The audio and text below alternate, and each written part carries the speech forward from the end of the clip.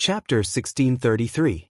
Unlike the fertile plains of the central continent, the continent of demons was filled with mountains and lakes. Mist lingered over the mountains and lakes, soaking into the endless forests and making them even more verdant. There was no right or wrong here. It only followed the most ancient law of nature: natural selection, survival of the fittest. A large river flowed like a dragon between the mountains and rivers. Suddenly, it swam to a cliff and suddenly soared into the sky. It flew straight down and turned into a 1,000-foot waterfall, stirring up a mist that filled the sky. Passing through the mist and arriving behind the waterfall, there was another world hidden there. A dwelling was hidden there. It was where the spiritual veins of mountains and rivers gathered. It blocked out the rumbling of water. The quiet dwelling was pitch black, without any light at all. A pair of dark green cat eyes were extraordinarily large. With a single blink, they illuminated the darkness. Sigh, the nine-tailed fox empress might be noble and powerful, but it's a pity that she's evil. Xianyue held her cheeks in distress. With her rather impressive innate spiritual beast bloodline and a certain person's care, she had already undergone the third heavenly tribulation. She was 17 or 18 years old now. During the Battle of Jadeite Palace, she had suffered a strike from Little N. Afterwards, she used her innate abilities to come back from the dead and break free from the nine-tailed fox empress Su Mingrao's charms, fleeing far away from the Dragon Province. Afterwards, the 9 provinces were devoured by the space-devouring beasts, and a certain person discovered her in the wilderness of the Frost Province. He casually tossed her to the continent of demons. Although she was filled with resentment towards Su Mingrao for using her as a shield, she often could not help but miss the beautiful, luxurious Jadeite palace. She could not help but let out another long sigh. Meow. Suddenly, she clenched her tiny fists and tried her best to pull herself together. As a meow, I still have to rely on myself. Don't you agree, Big Black? 2 dolls were placed before her. One of them was woven from black cloth. The ends of the thread were crooked, and there was a ball of fur inside. It seemed like a standing, black ox, but it was so fat that it basically had no neck. The 2 words, North Moon, were carefully engraved on the horns on its head. It was the Big Blacko, she mentioned. Yes, Master Xianyu, you are the smartest meow. Dahe nodded attentively, but the voice came from her mouth, answering her own question in a hoarse voice. I'm completely free now. Free, do you know what that means? Xuanyue's face was filled with fascination, as if she had returned to the distant boundless mountains. She yearned for the distant Dragon Province and taught a lesson to some bumpkin demon. I don't understand. What is that? Is it edible? Dahe shook its head for a while, indicating that it knew nothing. Ha, what an idiot. Freedom is the best thing in the world. And you, Xiaobai, although you stabbed me with your sword, I don't blame you. Who asked you to be so foolish?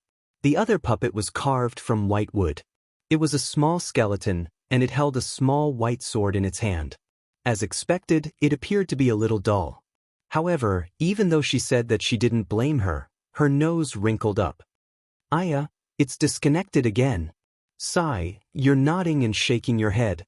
It'd be strange if you weren't happy. She found a needle and thread in a flurry and suddenly calculated with her fingers. Wait, it seems like it's about time. Whatever, hey, I'll help you mend it when I get back. You and Xiaobai stay at home obediently. I'm going to go eat something delicious. She patted the heads of the 2 puppets and tossed aside the needle and thread. She leapt up gracefully and vanished. Without the support of her demon chi, Dahe immediately collapsed on the ground, but it suddenly sneered. The moon hung high in the sky, full and round like a silver plate. It shone with a clear, cold light, but it seemed larger than usual. Amidst the mountains, she was squatting on a bare hill, looking up at the bright moon. Her pupils shrunk like 2 almonds. This place was very close to her dwelling. Normally, this hill was not some kind of spiritual mountain, but one day, she discovered a secret. As the moon rose into the sky, the spiritual chi became denser and denser, almost visible to the naked eye. The moonlight seemed to accumulate layer by layer on the hill. In an instant, it was covered with a layer of halo, which was particularly conspicuous among the mountains. She breathed in and out the extremely dense spiritual qi, and her smiling eyes curved into two crescent moons. At this moment, a demon qi rose into the sky and swept quickly from the east. Rumbling, the mountains swayed, the earth shook, and the giant trees fell. A big black bear that was the size of a small hill strode over from the mountains. The towering trees under its feet were like weeds that fell to the ground. It was a demon the arch that had undergone 4 heavenly tribulations. Its bare eyes were like searchlights, and it was staring at this small hill. It was overjoyed. This is it. The rumors are true. However, it ignored Xian Yu, who was on the mountain peak. Get away from me, stinky bear. This is my territory. Xian Yu's tail was erect, her hair was bristling, and she bared her teeth, making a threatening sound. However, in front of this huge black bear demon emperor, it was really not much of a deterrent. Your territory? Black bear demon emperor's eyes flashed a touch of surprise. He didn't expect that she would dare to not escape. Although he knew that the forest within a radius of hundreds of miles belonged to a cat demon, he obviously didn't take a demon king seriously. From now on, everything here belongs to me. If you are willing to submit to me, I will spare. He suddenly stopped, but it was not because of her. He raised his huge bare head and looked at the sky. He saw a strong demon qi rising from the sky, and their target was this small hill, whistling through the air. Some were black-scaled pythons riding on clouds, and some were flying cranes with wings covering the sky. They were all famous great monsters in this demon continent. Without exception, they were all demon emperors. Except for her, ordinary demon kings didn't dare to come within 1,000 miles. Black Bear Demon Emperor was shocked. It's really not so easy to monopolize this Emperor Molasses. Emperor Molasses was a natural phenomenon that only existed in the big world with rich spiritual qi. On the night of Gingshan, the moonlight would condense into thousands of strands of supreme essence, which would fall from the sky. The benefits were unbelievably great. Even ordinary plants could become monsters if they obtained it. However, the conditions for this Emperor Molasses to descend were quite harsh. Not only did it require the right time, but it also required the right place. It had to be a kind of magnet called green autumn stone that didn't absorb iron. Only then could it trigger the reaction of heaven and earth, attract the gathering of spiritual qi, and attract the Emperor Molasses to descend. The small hill under Xuanyuez but was a green autumn stone mountain, and it happened to be within her territory. However, an ordinary man's wealth was his own ruin. In an instant, a group of monsters gathered and surrounded the small hill, all of them staring at it with bright eyes. It hadn't been long since the 5 continents were upgraded to an existence that could accommodate 5 heavenly tribulations. The cultivation speed of the demon race was far slower than that of humans, and this demon continent had yet to produce a demon emperor. Xianyue was much stronger than Li Long in terms of foundation, bloodline, and heavenly favor, but she was only at the 3rd heavenly tribulation. The cultivation method of the demon race determined that if one wanted to advance their cultivation by leaps and bounds, they would have to have a great fortune. Emperor Molasses was such a great fortune. Whoever could get it would become a demon king and turn the entire demon continent into their hunting ground. All the demon clans would have to bow down to them and become the leader of all the demon beasts in the world. Thus, all the demon emperors were determined to obtain this Emperor Molasses. Unlike humans, the demon race did not like to communicate. In addition, in order to fight for territory, they had already formed countless enmity, so there was no possibility of negotiation. They could only use the most primitive method to communicate. The winner would stay, and the loser would scram. However, they were all afraid that others would benefit from it, so they didn't dare to make the first move. Huge waves of demon qi collided with each other, constantly clashing and rising rapidly. The bright moon rose higher and higher, becoming brighter and bigger. The huge figures of the group of monsters intertwined, enveloping her petite figure. All of you go away. This is what Big Black gave me. Xianyue shouted. Many pairs of eyes looked over. Her figure shrank, and she immediately felt a huge pressure. However, she immediately puffed out her chest proudly. The Black Bear Demon Emperor shouted, "You little kitty, are you not afraid of death?" She actually dared to be noisy in front of a group of demon emperors. When the battle started, the aftermath would take her little life. "I think you're the one who's not afraid of death. Do you know how fierce my big black is? I'm afraid you'll be scared to death if I tell you. His real name is North Moon." North Moon, what's that? Get him out here. I'll kill him with one slap. The Flying Crane Demon Emperor suddenly thought of something and asked in surprise, "Wait, what's your relationship with Li Qingshan?" He was one of the 10 demon kings of the 9 states, Cloud Prefecture's Shadow Cloud Crane King. His cultivation had long reached the peak of the 3rd Heavenly Tribulation. However, because the Ascension Heavenly Tribulation was difficult to pass, he remained in the Demon King realm. Following the rise of the 5 states world, he also passed the 4th Heavenly Tribulation. However, he did not forget the name North Moon. All the demons were horrified.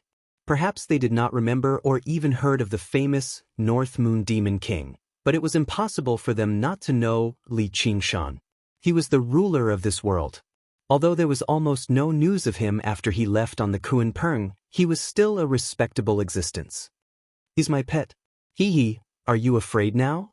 Xianyue put her hands on her waist and said proudly. All the demons looked at each other and burst into laughter. Their laughter echoed among the mountains.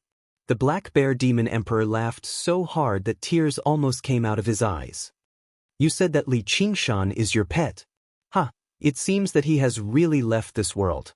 Otherwise, you wouldn't be alive." "He hasn't left. He has always been here. I can feel it. You guys don't know anything." Xianyue was so angry that her face turned red. "Don't laugh." In that instant, the laughter stopped abruptly. All the demons opened their eyes wide. A figure appeared behind her. No one saw clearly how or when he appeared. There was a smile on his lips. His fangs were slightly exposed. He had red hair and red eyes. His horns were curved like the moon. He was just like the legends.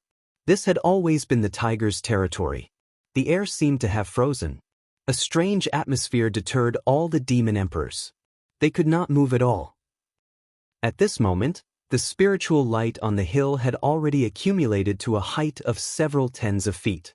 Suddenly, it surged upwards and connected with the moonlight in the sky. It condensed into an olive-shaped spiritual light that fell from the moon. It was the extremely precious Emperor Molasses. But none of the demon emperors dared to take a step forward. Xianyue blinked her eyes in confusion. How did her orders become so effective? Now you finally know fear." She hurriedly held the Emperor Molasses with both hands. The fluorescent light shone on her face, and she immediately became happy. The Shadow Cloud Crane King opened its mouth to say something. Li Qingshan put his index finger on his lips. All the demons were silent. He then waved his hand lightly. The Shadow Cloud Crane King immediately spread its wings and flew away without hesitation. In the blink of an eye, all the demons were gone. They were even faster than when they came. Especially that Black Bear Demon Emperor. He was not very good at flying. He crawled and rolled all the way. He only regretted that he was born with 2 bare paws. When a fierce tiger came down the mountain, all the other beasts fled.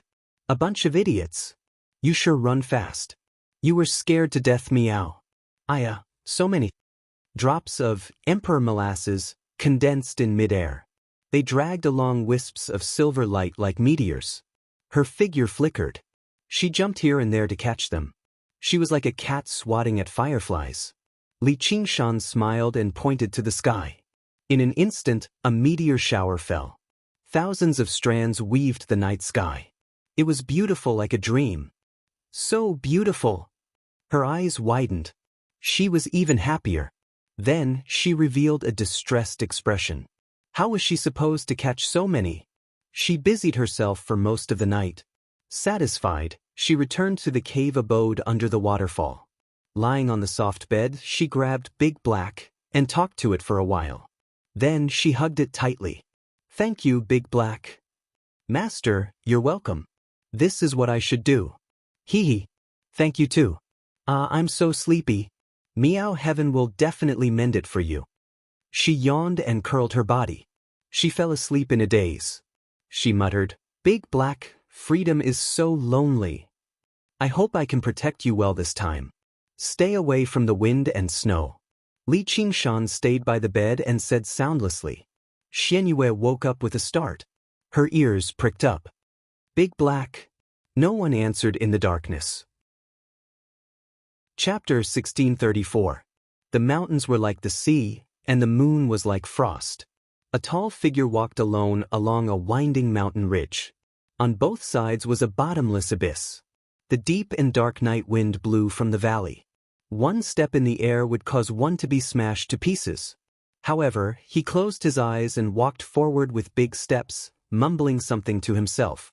"My soul follows my bosom friend, forgetting death. My whereabouts are uncertain, facing the shadow. My pride is unyielding, scratching my head in self-love. Since ancient times, those who have cried bitterly, only bien he is. The thing that topples the crowd, who is Bola? Hugging a thorn in my bosom, 3 years of destruction, looking sideways, there is no home in the 4 seas. In this world, I only need to close my eyes and take a step to listen to the lowness of creation." He suddenly opened his eyes and let out a long sigh. Yes, it's so lonely. He had mysteriously come to this world and was trapped in a small mountain village, in the body of a child. No one knew, no one could understand, he was out of place and was easily blamed. He only had the cow as his companion, talking to it as if he had gone crazy. Compared to that, the hunger and cold, the humiliation from his brother and sister-in-law were much easier to bear. It was because he had such experiences that he was so determined to move forward, never looking back. This time was an exception. He had originally wanted to come to this world to indulge his inner monkey, to have fun, but for some reason, he was filled with 1,000 melancholy. Don't lean on the railing alone, the past is unbearable. I am a person who has never looked back. Why would I do such a foolish thing? He shook his head, letting go of his stubbornness, letting his thoughts flow freely. In an instant, the wind howled, soaring into the sky. The deities moved, the heavens and earth echoed. The wind swept up the water, destroying the trees. The tens of thousands of miles of mountains shook. Dark clouds rolled and filled the air, swallowing the bright moon. A snowflake quietly floated down from the sky, landing on his shoulder. In the blink of an eye, snow covered the sky.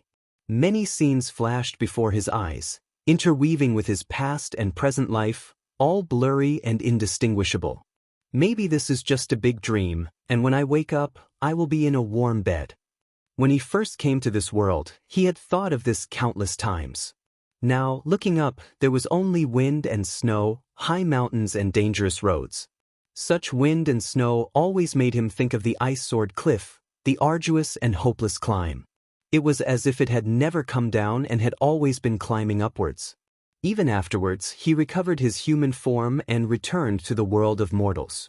He entered Jiaping City, became a Hawkwolf guard, killed Zhuozhibua, fought the elders of the 3 mountains.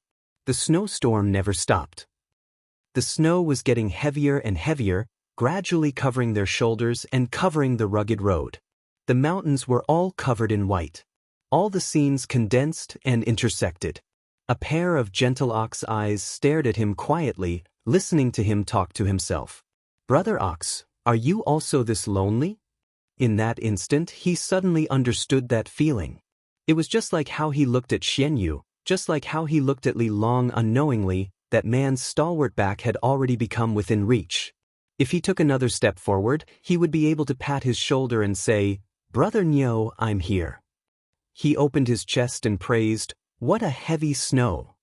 In his heart, it was a never-ending snowstorm, but in his dreams, it was a continuous drizzle. Outside the small city, the gloomy sky pressed down on the desolate wilderness. "Qinglu, hold on. I won't let you die. I'll definitely kill the demons and save you, save everyone." Her pretty face was covered in gloominess, but her eyes were as determined as steel, shining with violet light. He gently placed her struggling friend on the ground and removed the 100 treasures pouch from her waist. He turned around and made his way towards the small city shrouded in demon chi. Behind the mottled mud walls, Men and women of all ages were strewn across the streets and alleyways. Their expressions were wooden, and their eyes were hollow. They seemed like corpses, but their chests clearly rose and fell as they breathed. Black spots would swim across the whites of their eyes from time to time. A black mist permeated the air above the city, composed of countless black insects. It was an extremely rare demon, the miasma demon. When she entered the city again, the black mist called out once more, "You're actually bold enough to return. Then you can stay here and become my food." Everyone stood up, densely packed and motionless. Only their eyeballs moved along with her figure, deathly silent and strange. Following the miasma demon's order, they suddenly roared hysterically in unison, ignoring the tearing of their vocal cords. It was even more mournful than the howls of beasts. Although the city was small, there were still tens of thousands of residents. This roar was like a landslide, enough to frighten the timid to death. It even shook the low-hanging dark clouds, causing a drizzle to fall. Under the drizzle, she did not move. She lowered her head and held the hilt of her sword tightly. Niu Juxia once told her that a person must be decisive and not be soft-hearted. She had always remembered it. He also once said, "Purple is the color of utmost respect, and the sword is the ruler of all weapons." The ruler is wise, and the purple aura comes from the east, sweeping across the world, unifying the world, bringing peace to the world, achieving great benevolence. Thus, when she raised her head, her eyes glowed with violet light. She had the aura of a ruler. The demon has taken control of everyone in the city. If we want to save them, we must kill. The sea of people surged forward. With a sweep of her sword chi, more than 10 heads flew into the air. Fresh blood spurted out of their necks, along with wisps of black fog. A few drops of blood fell on her fair face, the scarlet color piercing to the eyes. Her expression did not change. She had to cherish every bit of her vital energy, and could not use it for such pointless things. The crowd controlled by the miasma demon did not fear death. They stepped over the headless corpses, their knees cracking as they pounced at a speed that normal people could not. She leapt into the air, stomped on a head, and landed lightly on a blue-tiled house beside the road. The crowd immediately surged forward like a tide. She twisted her waist, turned around, and cut several people in half at the waist with her sword. Their internal organs fell out and blood spurted out. Her purple robe was once again split open. Amidst the roars, the roof she was standing on was like a lonely island, and tides kept crashing onto it. She could not care about exquisite sword techniques, and did not even dare to activate her sword chi. She only relied on the sharpness of the 9-yang sword in her hand to hack and slash, like a chopper. Wherever the blade of the sword passed, flesh and blood were split, bones and tendons were broken, and severed limbs flew everywhere. In an instant, her purple robe was dyed red. Her feet suddenly swayed and she lost her balance. Under the pressure of countless people, the house was about to collapse. A middle-aged woman behind her took the opportunity to pounce forward. She did not even look back. She straightened her body and leaned back. With a muffled bang, accompanied by the sound of bones shattering, the woman flew backward. Her internal organs were all ruptured, and her bones were all shattered. She spat out a wisp of black smoke. Rumble! The house collapsed, and smoke and dust filled the air. She had already landed in a small alley. With a sweep of her peripheral vision, she saw everything around her. Then she casually swung her sword and killed a few people. With a tap of her toes, she flipped over the wall and landed in a small courtyard paved with blue-tiled tiles. She relaxed her muscles and adjusted her breathing. When the crowd toppled over the brick walls and everyone was thrown off their feet, she took advantage of the situation and slaughtered again. Before she was surrounded, she retreated to a courtyard. She fought as she moved through the city, relying on every house and every wall to kill. She used every second to recover her strength. Old people, young children kill. The small city became a slaughterhouse. Corpses were strewn across the ground, and blood flowed everywhere. She was also bathed in blood, but her eyes were clear and penetrating. There was no pity, no hesitation. Her actions were filled with order and efficiency. She was not cold and emotionless, nor was she cruel and bloodthirsty. All of this was to save people, even if she could only save Hua Qinglu in the end. Was it sorrow? Anger? Fear? Probably all of them, but there was something else that penetrated her mind and the edge of her sword, revealing a certain nature that was hidden extremely well. It was exactly this thing that allowed her to remain unperturbed by her innate ability when she faced the powerful demon General Strong Stone transformed from the Rock of Slaughter many years later. Instead, she descended into a frenzy of slaughter, yet she was still bold enough to swing her sword at him. Even Li Qingshan sighed in amazement. She had been depressed for a very long time before that. Others thought she was filled with guilt over today's slaughter. Of course, she did feel something like that, but only she knew that she was fearful of her current self. Even Yo Juxia did not know about this. Who knew how many people she had killed with her sword? A few hundred? A few thousand? She only remembered that in the end, she had massacred the entire city with her sword and finally killed the miasma demon. How old was she at that time? How many people had she killed now? Thinking up to there, she suddenly lowered her sword and ignored the surging sea of people. She smiled at the sky. Nyo Juxia, it's not very nice to just barge into someone's dream. Chapter 1635. Yu Zijian's eyes swiveled. You better refer to me as the Sword Emperor of Violet Heavens instead. Li Qingshan was taken aback as well. He never expected her to answer like that.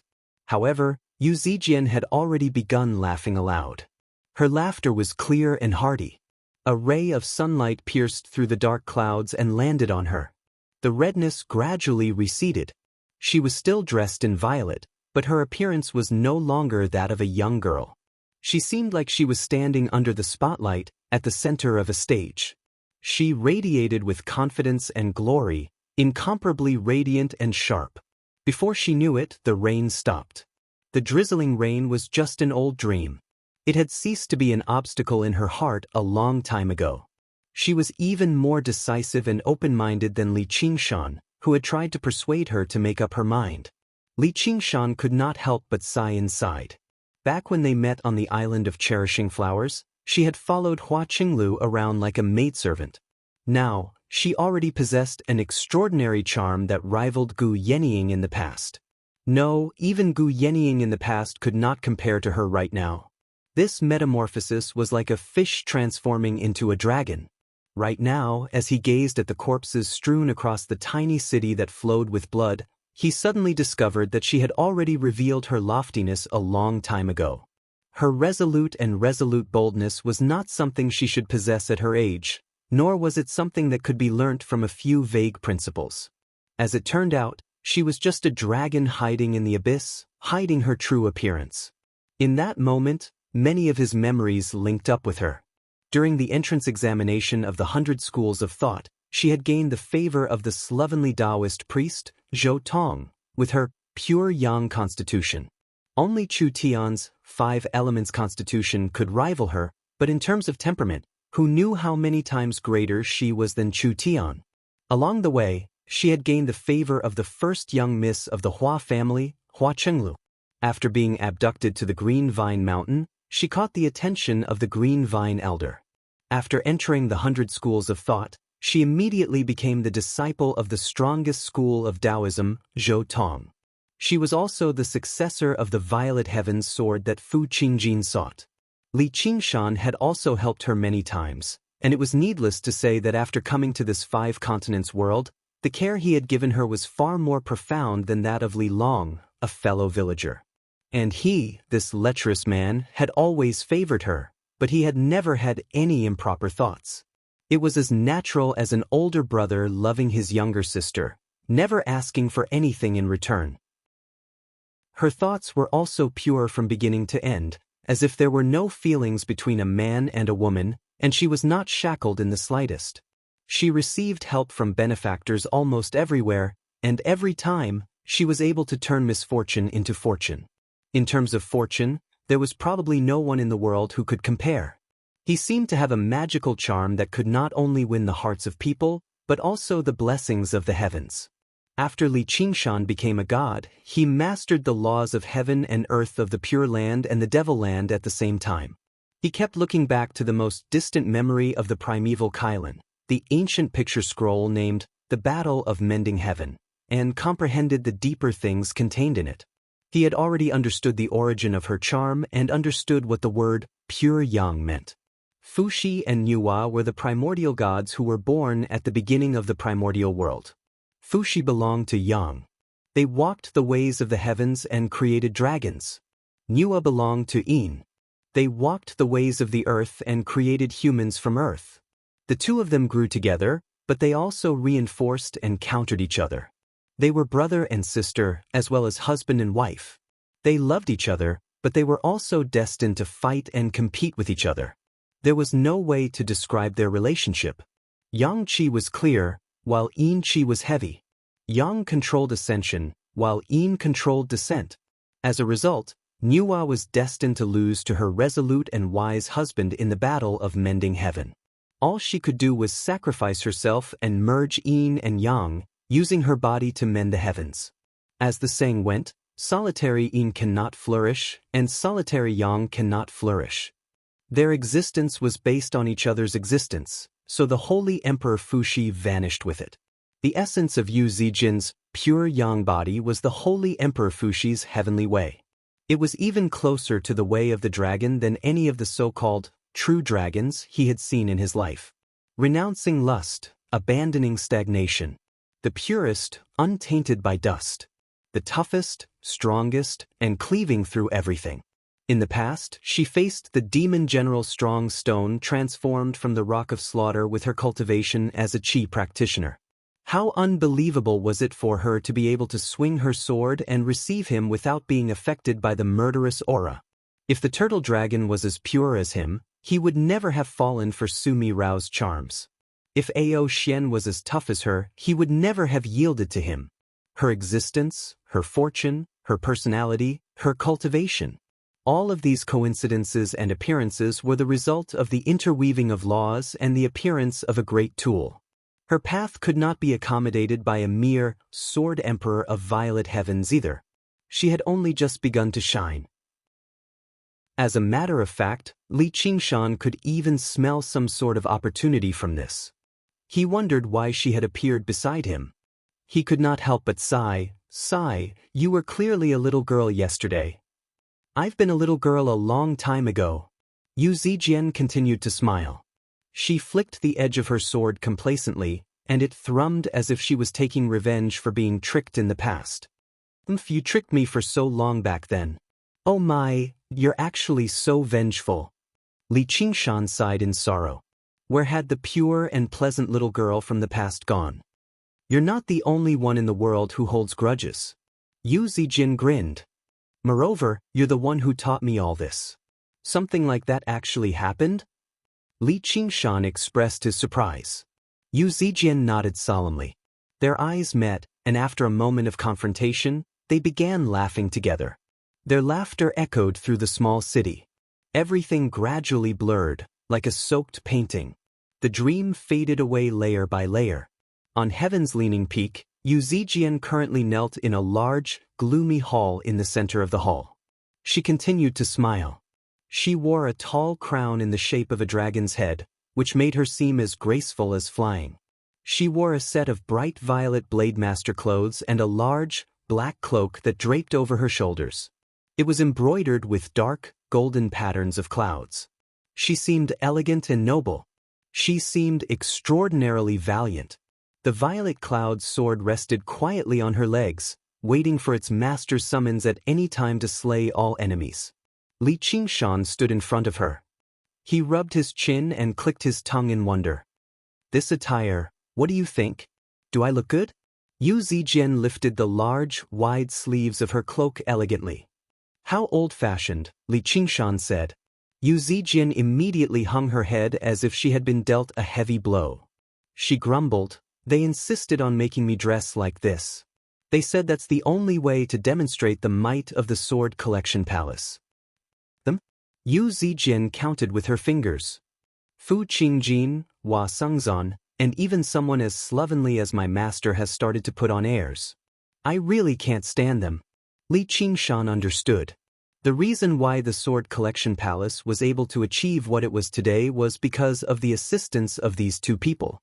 The slovenly Taoist priest, Zhou Tong, had been the most powerful person in the Sword Collection Palace for a very long time, until she comprehended the hidden sword of heaven and earth and broke through 3, 4, and even 5 heavenly tribulations in a short century. Yu Zijian turned around and glared at Li Qingshan. Oi, do you know just how much trouble you've caused me? Li Qingshan pointed at his nose. I've caused you trouble. Tell me, what's going on in the north? Yu Zijian leapt up and grabbed him by the wrist, bringing him out of the hall. Everything happened naturally. She did not care about Li Qingshan's identity as a god of the world at all. Li Qingshan followed the direction of her finger. His gaze passed through the vast ocean, and he immediately came to a realization. In the past, he had tossed all the land contaminated by the demon domain and the hungry ghost realm into the north, forming a continent. Originally, Little and had cleansed it several times with the samadhi flames of white bone, so there were no demon folk or corpses around. It had become a desolate land of exile. However, in the past few years, because he had opened up the world, countless people embarked on the path of cultivation. Startling geniuses appeared endlessly, but not all of them were kind-hearted people. They would run off to this land of exile after committing a crime. Coupled with the many demonic cultivators from the various worlds that had been devoured, they all came to this continent to establish their own sections. They produced nests of demonic cultivators, every single one of them vicious, committing all sorts of crimes. They also took part in the competition for the world. They were basically like a pack of hungry wolves. Often, they would retreat to their lairs when they were still weak, secluding themselves.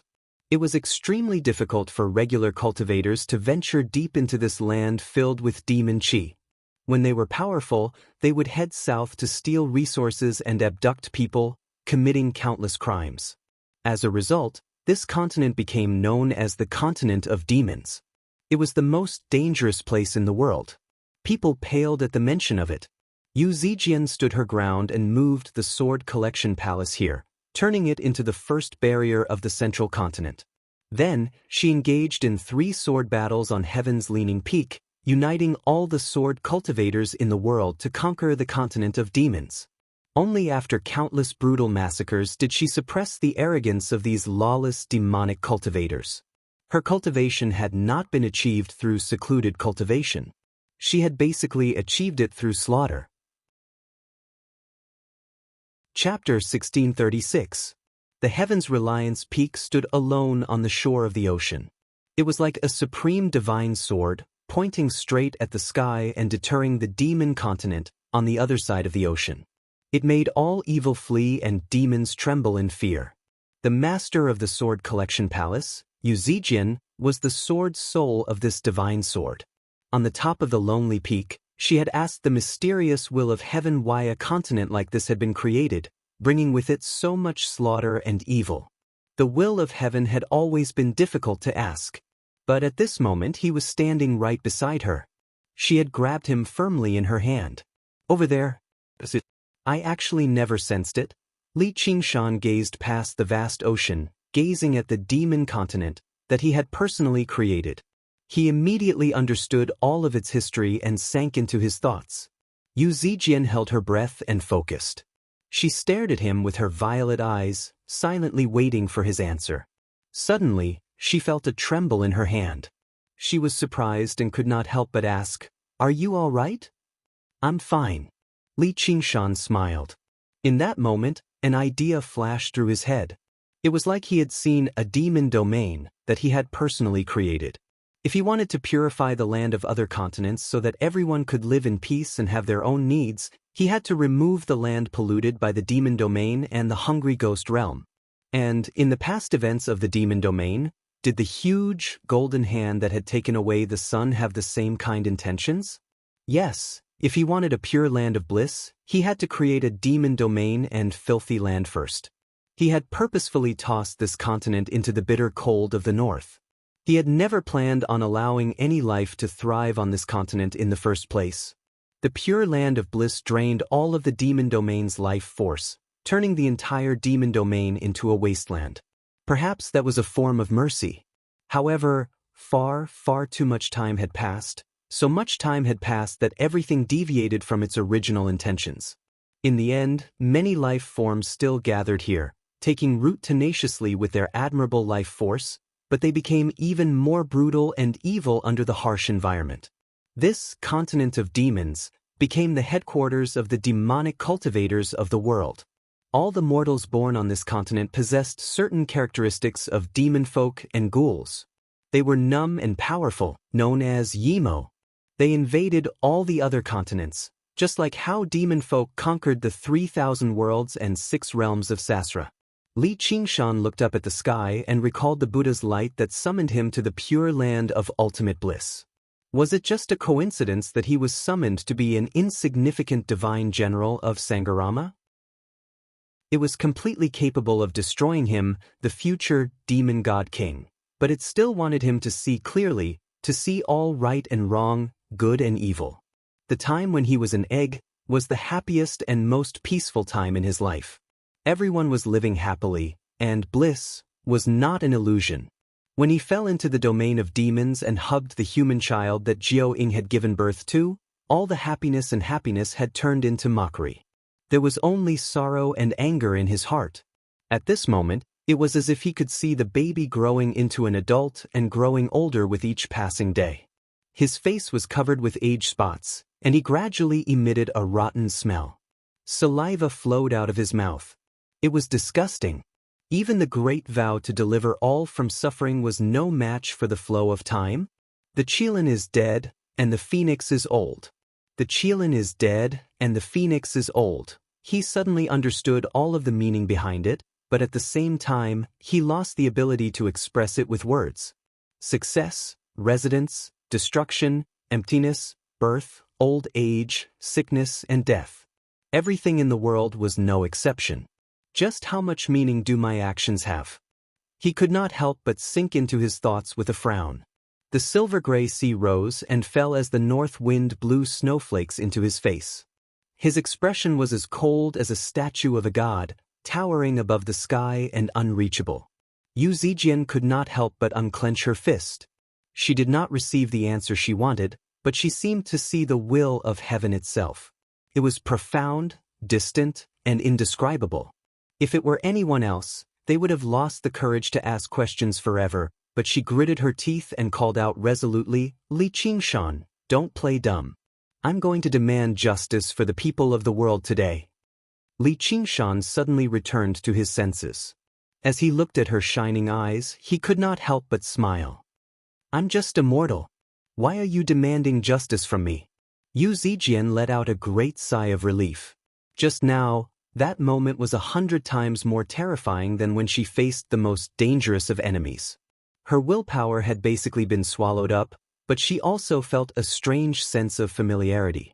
She could understand his current state. However, she still preferred this Niu Juxia before her. She scolded, "Nonsense! You're clearly the god of the world, and you're the hero king.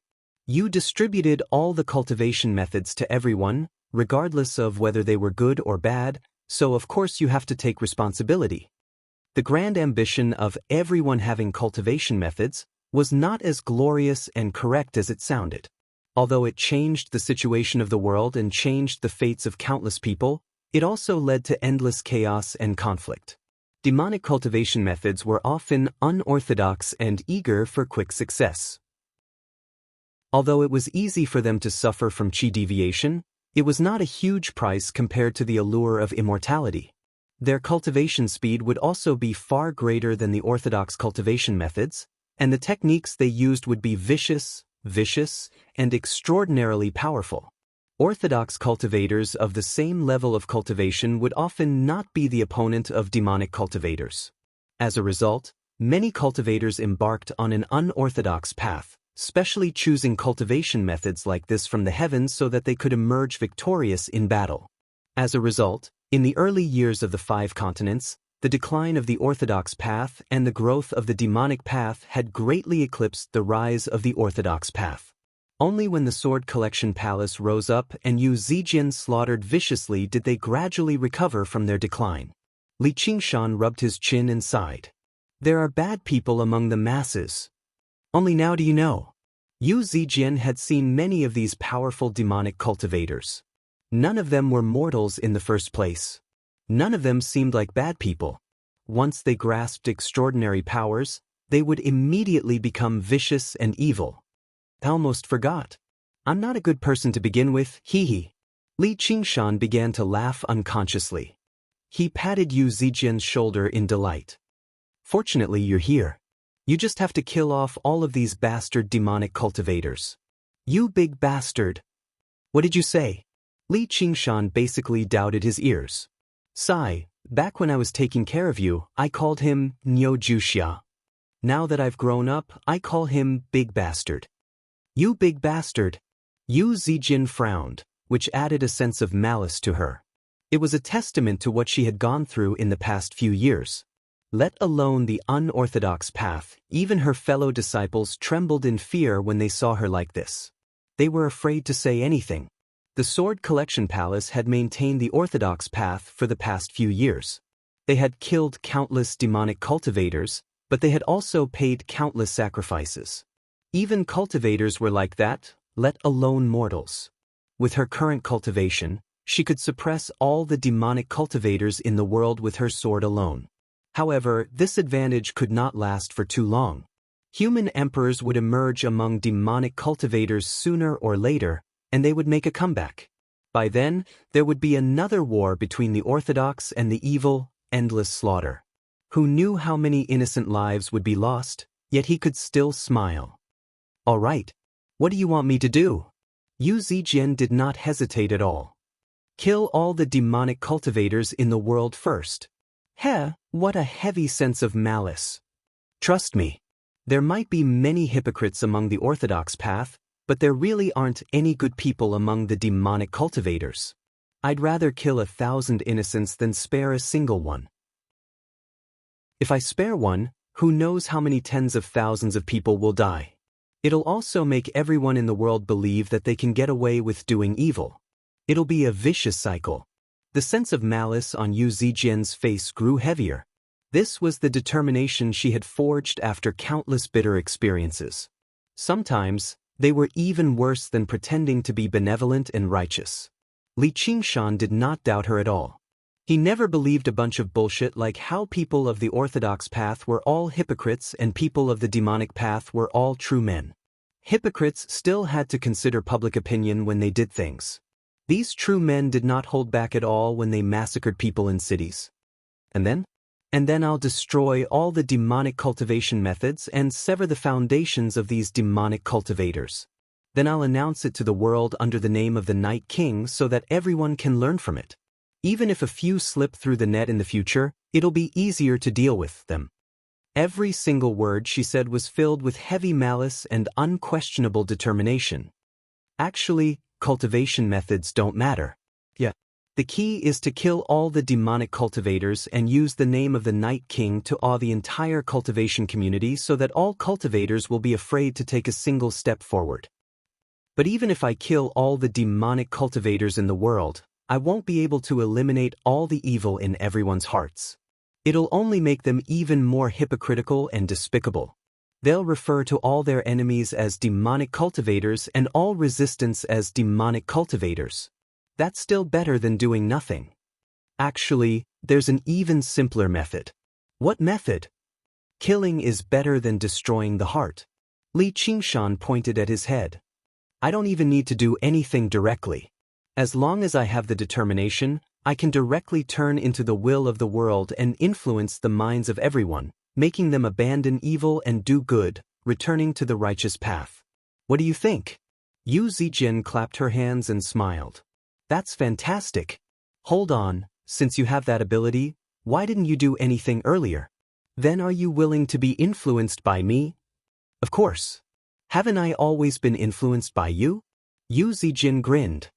I believe you. Li Qingshan was speechless.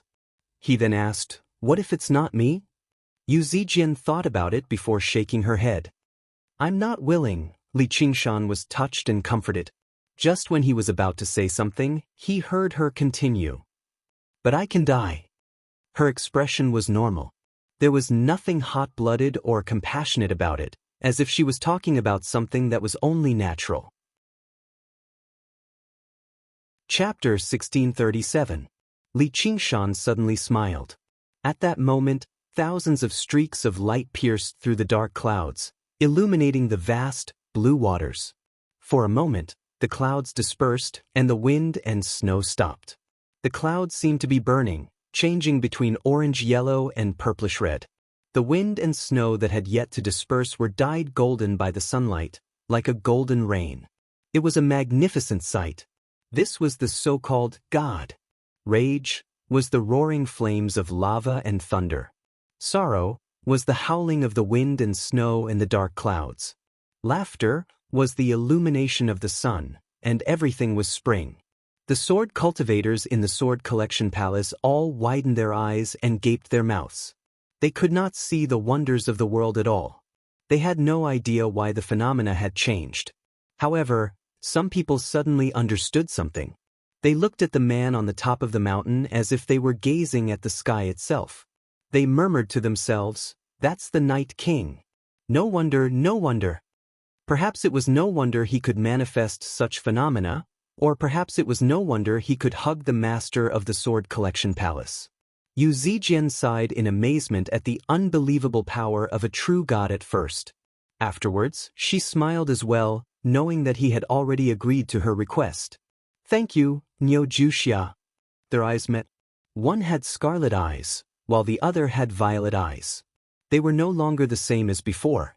Through their own paths, they had traversed mountains of corpses and seas of blood step by step, becoming eternal gods and powerful sword cultivators. But right now, the sunlight outlined the sides of their faces. They looked at each other and smiled, as if they were still the same young man and young woman from the past. They had never forgotten their original hearts. "However, if you want to assist me, this bit of cultivation is nowhere near enough. I still have other people I want to see, so I'll leave this sword with you for now." Li Qingshan casually tossed down an ancient bronze sword and took a step towards the fiery clouds. The blue waves spread out, and he vanished into the sky. "This is?" Yu Zijian grabbed the ancient bronze sword and immediately sensed something unusual about it. The edge of the sword thrummed strangely, with a hint of a dragon's roar, as if it wanted to break free from her hand as a true dragon. She needed to use all of her cultivation to hold it firmly, but it agitated the yang spirit in her body, making it thrash. She completely lost control of it. The purple eyes were at a loss. In a trance, she saw the sun, moon, and stars spinning. This sword condensed the path of the heavens and the will of the true dragon. She gripped the hilt of her sword tightly with both hands, as if she was lying on the back of a dragon, flying above the 9 heavens, traveling side by side with the sun, moon, and stars. Looking back, the mountains, rivers, and plants were all vivid in her mind. The various mountains and dangers encountered on the path of cultivation turned out to be nothing more than small folds and undulations of the earth. There was no bottleneck in the world that could not be broken through, nor was there any difficult situation that could not be overcome. As heaven moves, so should a gentleman ceaselessly strive to improve himself. The Xianyuan sword. Yu Zijian revealed the name of the sword in a single breath. Li Qingshan had already traveled 5,000 kilometers away.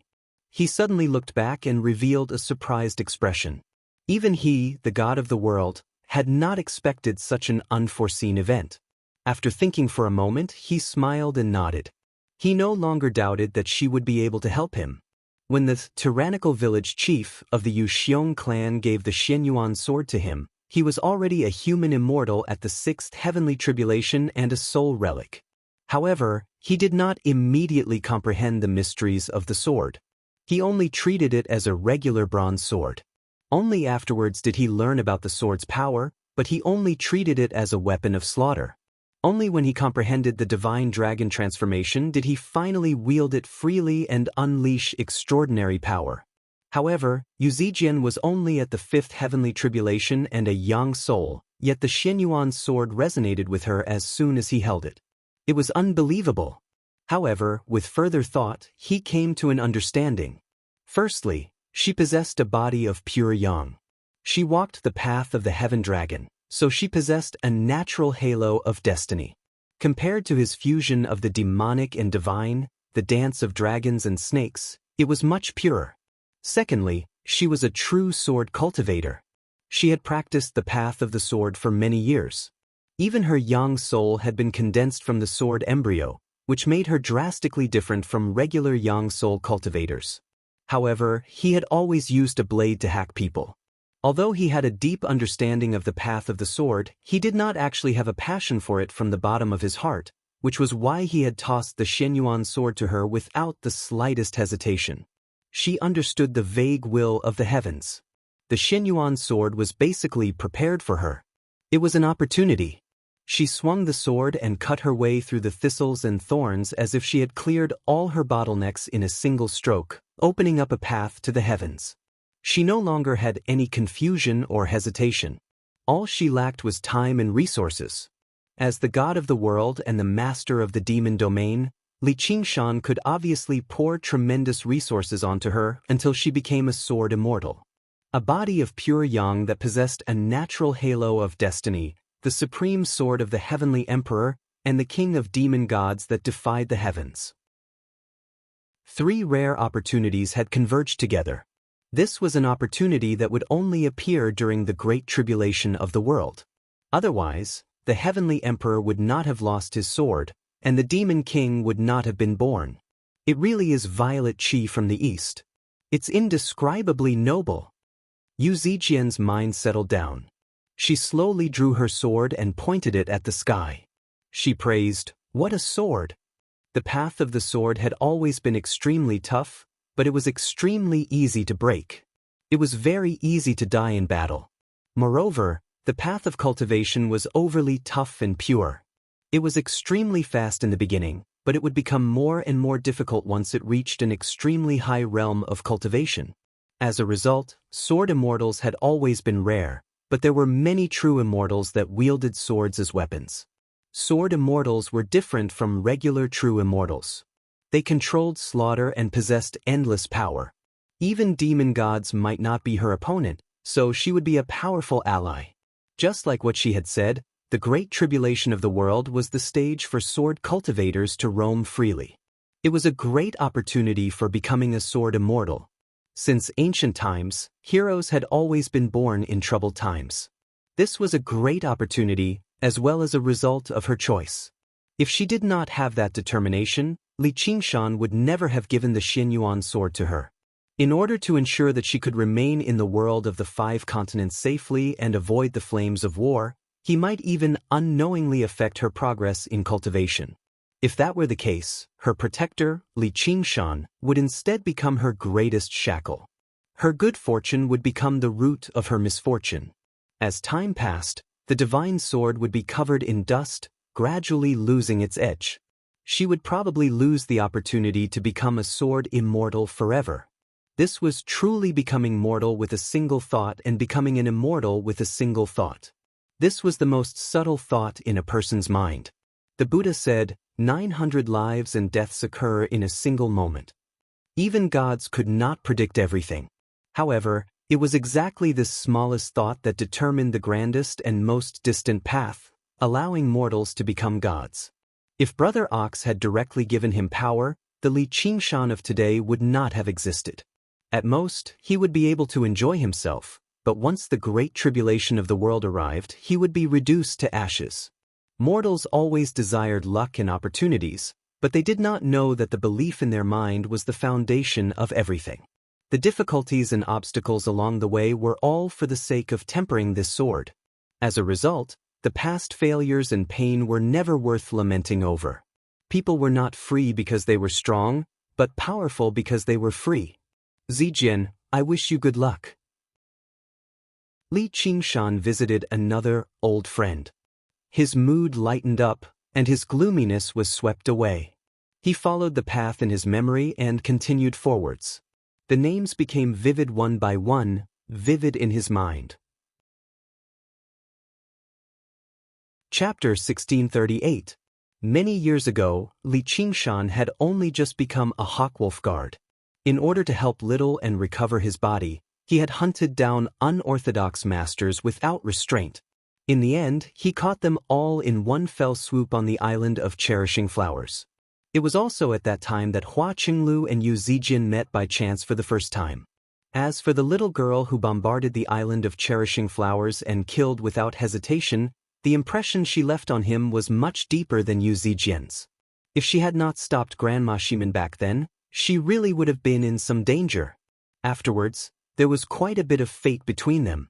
With Li Qingshan's personality, he was obviously someone who would repay kindness. In the past few years, he had shown her many favors. She was not completely without talent. Her path of cultivation was rather smooth, and she had already undergone the fourth heavenly tribulation. Because she liked to wander around the world, she was often treated as a descended fairy by regular people. She was known as the 100 Flowers Fairy. Of course, there was no need for him to deny that he did want to sleep with her a little in the past. However, he had seen and tasted before now. Princess of Kinera, beauties of Azura. What race had he not seen before? He could even talk and laugh with them. A little girl like Hua Qinglu was just plain and simple. He no longer thought about that at all. Yu Zijian's words were completely slanderous. He had not thought about anyone when he returned this time. He was a mighty demon king now. His head was filled with the major matters of the 6 realms of Sasra. He no longer cared about the relationship between a man and a woman. Yeah, then I'll just take a look. If I see her, then forget about it. I still need to protect a delicate flower. I can't drag her into this storm. With these wonderful thoughts in mind, Li Qingshan narrowed his eyes and saw through everything. In the depths of the ocean, there was an island filled with a fragrant aroma, a place where flowers bloomed. This was where the 100 Flowers Fairy cultivated. He was stunned. In a bustling hot spring pool surrounded by a dense white mist, a slender figure was faintly discernible. Her black hair draped over her white back, and her slender waist was hidden in the spring water. Her slender legs were faintly discernible, and her arms were stretched out like flower branches. The famous Bai Hua Fairy happened to be bathing at the moment. If her brother, Hua Sengzun, was the standard handsome man, then she would be the standard beautiful woman. A little more fat, a little less thin, a little too white, a little too thin, eyebrows like emerald feathers, skin like snow, teeth like shells, waist like a bundle of silk. She was indeed a flawless beauty. Her appearance and bearing were even better than before. If it was just a small bud before, then it was now a gorgeous flower in full bloom. Li Qingshan rubbed his chin and chuckled. The little girl has really grown up. Yeah, it's huge. Although he didn't plan on meeting them, he could still admire them. This was a special benefit for gods. Of course, this was merely an appreciation of beauty. It was very pure. Thus, the great demonic god began to peep at people bathing, and he did not feel that there was anything wrong with it. Just as he gathered his attention and admired her from head to toe, Hua Qinglu suddenly moved her lips gently and asked, "Is it nice?" Li Qingshan's heart shuddered. Impossible. She can't sense something like that. It's not like she's like Zijian, who inherited the heavenly way of the true dragon. How can she discover that I'm peeping, no, admiring? He glanced around in confusion. Apart from her, there were only the blooming flowers on the island. There was no one else. Everyone in the cultivation world of the 5 continents knew that although the Bai Hua Fairy liked to travel around, she was rather proud. She only had a single true friend, the Sword Emperor of Violet Heavens. She did not even have a single disciple to serve her where she cultivated. On the other hand, even though her eyes were like water and seemed to ripple with deep waves, she didn't look towards his direction. Li Qingshan raised an eyebrow and thought, perhaps she's feeling pity for herself in front of a shadow, answering her own question? Heh, what a narcissistic little girl. Hua Qinglu raised her head instead and said softly, "Big brother Li." Li Qingshan's heart shuddered again. He basically believed he had been discovered, but at a closer glance, she was only gazing at the sky, and she was just as natural and unrestrained as before. She did not cover up at all, allowing her body to be exposed to the air. She did not seem embarrassed at all. This was not how a girl should behave after discovering she had been admired by someone. He thought about it and understood. Sigh, I really am extraordinarily charming. This girl has become infatuated with me. Even now, she still hasn't forgotten about me. It's just a pity that we're separated. We're not fated to be together in the end. Hua Qinglu smiled. Zijin told me you've returned, so she'll definitely come to peep at me. Li Qingshan suddenly felt like he was naked. He squeezed out 2 words from between his teeth. Traitor. Hua Qinglu stretched out her graceful figure. Droplets of water rolled off her body, sparkling like stars.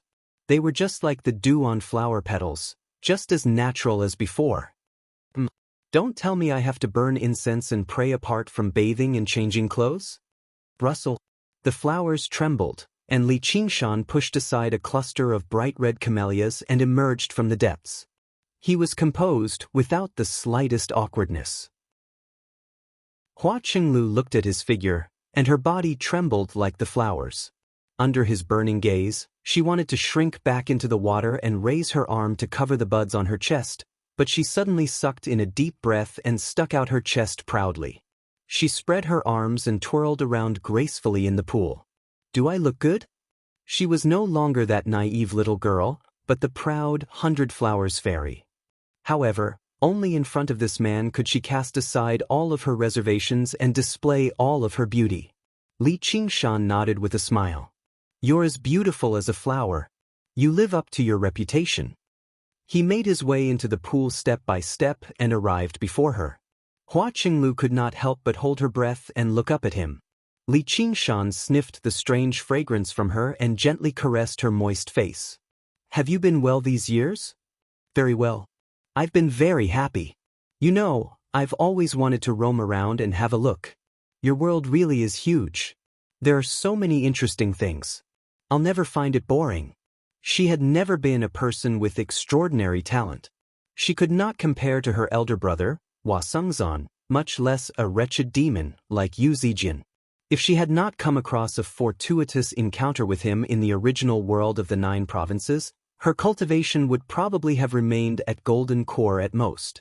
It would have even been difficult for her to break through to the second heavenly tribulation. It would have been difficult for her to enjoy such freedom. It was even possible for her clan to arrange a marriage for her. However, in this world of the 5 provinces, she possessed unprecedented freedom as a child blessed by the heavens. She could roam about freely without any restraints. All of this was thanks to him. Li Qingshan placed his hands on her shoulders. This is where the joys of life lie. As long as you like it. Hua Qinglu sighed. It's a pity that I don't have talent like Zijin. I can't help you. She's a sword and you're a flower. Swords only have meaning when they fight and kill, while flowers only need to be admired and protected. I'm just afraid I won't be able to protect you. Li Qingshan looked at her gently. If they could obtain happiness, then his hard work would gain meaning, even if he did not actually possess it. No, I only need to be admired. I don't need protection. Hua Qinglu shook her head with a smile. There are no flowers in the world that will never wither. It's fine as long as they've bloomed. Moreover, flowers have thorns too. Li Qingshan was slightly surprised. Time sure passed quickly. Even she could say something like that. Her resolve definitely could not be faked. The meaning of the sword's existence is to fight and kill. Then do you know what the meaning of the flower's existence is? What is it? Li Qingshan grabbed her waist. Hua Qinglu trembled slightly, and the buds on her chest trembled as well. Her face reddened, but she continued to smile sweetly. Perhaps it's to attract bees and butterflies. Li Qingshan teased. I wonder which bee or butterfly will be so lucky? The sword fights for you, and the flower blossoms for you. If you reach the end of your path, it will also break for you, and it will wither for you. Li Qingshan was left speechless. He had never dreamed of something like this in return. I'm afraid it'll be difficult for me to return such great kindness. There's no need. This isn't me returning your kindness either. Hua Qinglu murmured, "There's something I've never experienced before." "All right." Li Qingshan lowered his head and kissed her petal-like lips. Suddenly, he thought of what Yu Zijian had said. "Don't tell me you've come specially for me." He could not help but smile. Sure, it was difficult to change a person's nature. Even as a god, he still had emotions and desires. His nature had never changed. Even though life was filled with pain, there was no lack of joy. There was no need to dwell on it too much. Flowers could be plucked, but there was no need to be plucked. Hua Qinglu extended her hand, and the blossoming flowers extended out, weaving into a dome that enveloped the hot spring. The flowers bloomed, and the fragrance became even more fragrant. Chapter 1639. Li Qingshan lingered on the beautiful, blooming island, forgetting to return. He savored the sweet nectar and fragrance to his heart's content, temporarily forgetting about the hardships and tiredness of the journey. It added a charming scenery to this journey of homecoming. The girl of the past had already become a companion in his arms. Her boldness had even exceeded his expectations as a god. He could not help but lament over how unpredictable the human heart was. In the past, he had made up his mind to never look back, advancing forward blindly. He did not want to be tied down by anything. However, he suddenly discovered that there were some things that he could not give up on even if he wanted them, yet there would always be people who could not forget about them. Through some sort of fortuitous encounter, they would unknowingly be tainted with his fragrance. As a result, he understood that everything he had experienced from Crouching Ox Village to the demon domain had not only been deeply engraved in his memory, but it had also deeply influenced the world. It would always be repaid in some form, whether it be kindness or enmity, kindness or evil. This was probably what Buddhists called karma. Now that he had become a true god and a demon king, even if he was immersed in this land of tenderness, he would affect thousands of people every single moment. The black sun shone down, illuminating the vast land. The black mass of marching troops rose and fell along with the terrain, extending all the way to the end of the horizon. With his order, the entire demon domain began a great retreat. They had once spent thousands of years, sacrificed countless demon folk and humans, and gone through thousands of horrific and bloody battles to obtain this land, but they abandoned it without any hesitation. Coupled with the exhaustion of the journey, the internal struggle tormented every single demon folk. However, no one complained, as this was the will of a demon god. They had grown accustomed to obeying those above them a long time ago. Even demon generals could order them to their deaths at will, let alone the king of demon gods that even the 12 demon gods had to yield to. He was an unimaginably lofty existence. However, the atmosphere was different from the past. There were no violent curses or wild howls. The superiors forgot to bully the inferiors, and the inferiors forgot to flatter the superiors. They marched silently in the smoke and dust that filled the air. It was as if, overnight, they had learned sorrow. Not long ago, all the demon folk who could not endure the pain and torture had turned into demonic beasts. All the beasts ran off together, chasing after the sun as they died. Now, the entire demon domain was submerged in this sorrowful atmosphere. Pairs of black eyes peered through the smoke and dust from time to time and stared at the black sun with golden rims in the sky. They silently muttered a name in their hearts, Li Qingshan. Li Qingshan opened his eyes and woke up from his dream. He returned to the fragrant island and the embrace of the beauty, but his expression was somewhat sad. When he influenced the demon folk influenced him too. Everything was karma and retribution. His strength was growing with every passing moment, even surpassing his cultivation speed. This was the accumulation of the power of belief of a trillion demon folk. A demon folk was very weak. Compared to a true god like him, they were like droplets of water before the ocean. However, when trillions of water droplets gathered together, it could cause rivers to flood and oceans to flow. Back in Black Cloud City, when hundreds of thousands of soldiers temporarily gathered together, his strength would multiply, and he would be able to crush any opponent at the same level as him. There were more than 10,000 demon folk, and they constantly provided him with the power of belief. Just what kind of terrifying power was that? And all of this had only just begun. The demon folk had only just heard of the name Li Qingshan. Qianrongji had yet to take action and promote her Ming cult either. The demon folk were not even believers in him, yet they could already influence his emotions. As his faith deepened, the influence would grow deeper and deeper as well, even distorting some of his thoughts until his heart wavered. That was why he refused to be worshipped and influenced by others. However, when he devoured the demon heart of Black Sun and made up his mind to change the demon domain and influence the trillions of demon folk, he could not turn down the influence of demon folk. As the king of demon gods and the ruler of the world, whether he was willing or not, he naturally became the target of worship for demon folk. And without the power of belief, it would have been impossible for him to emerge victorious in the war.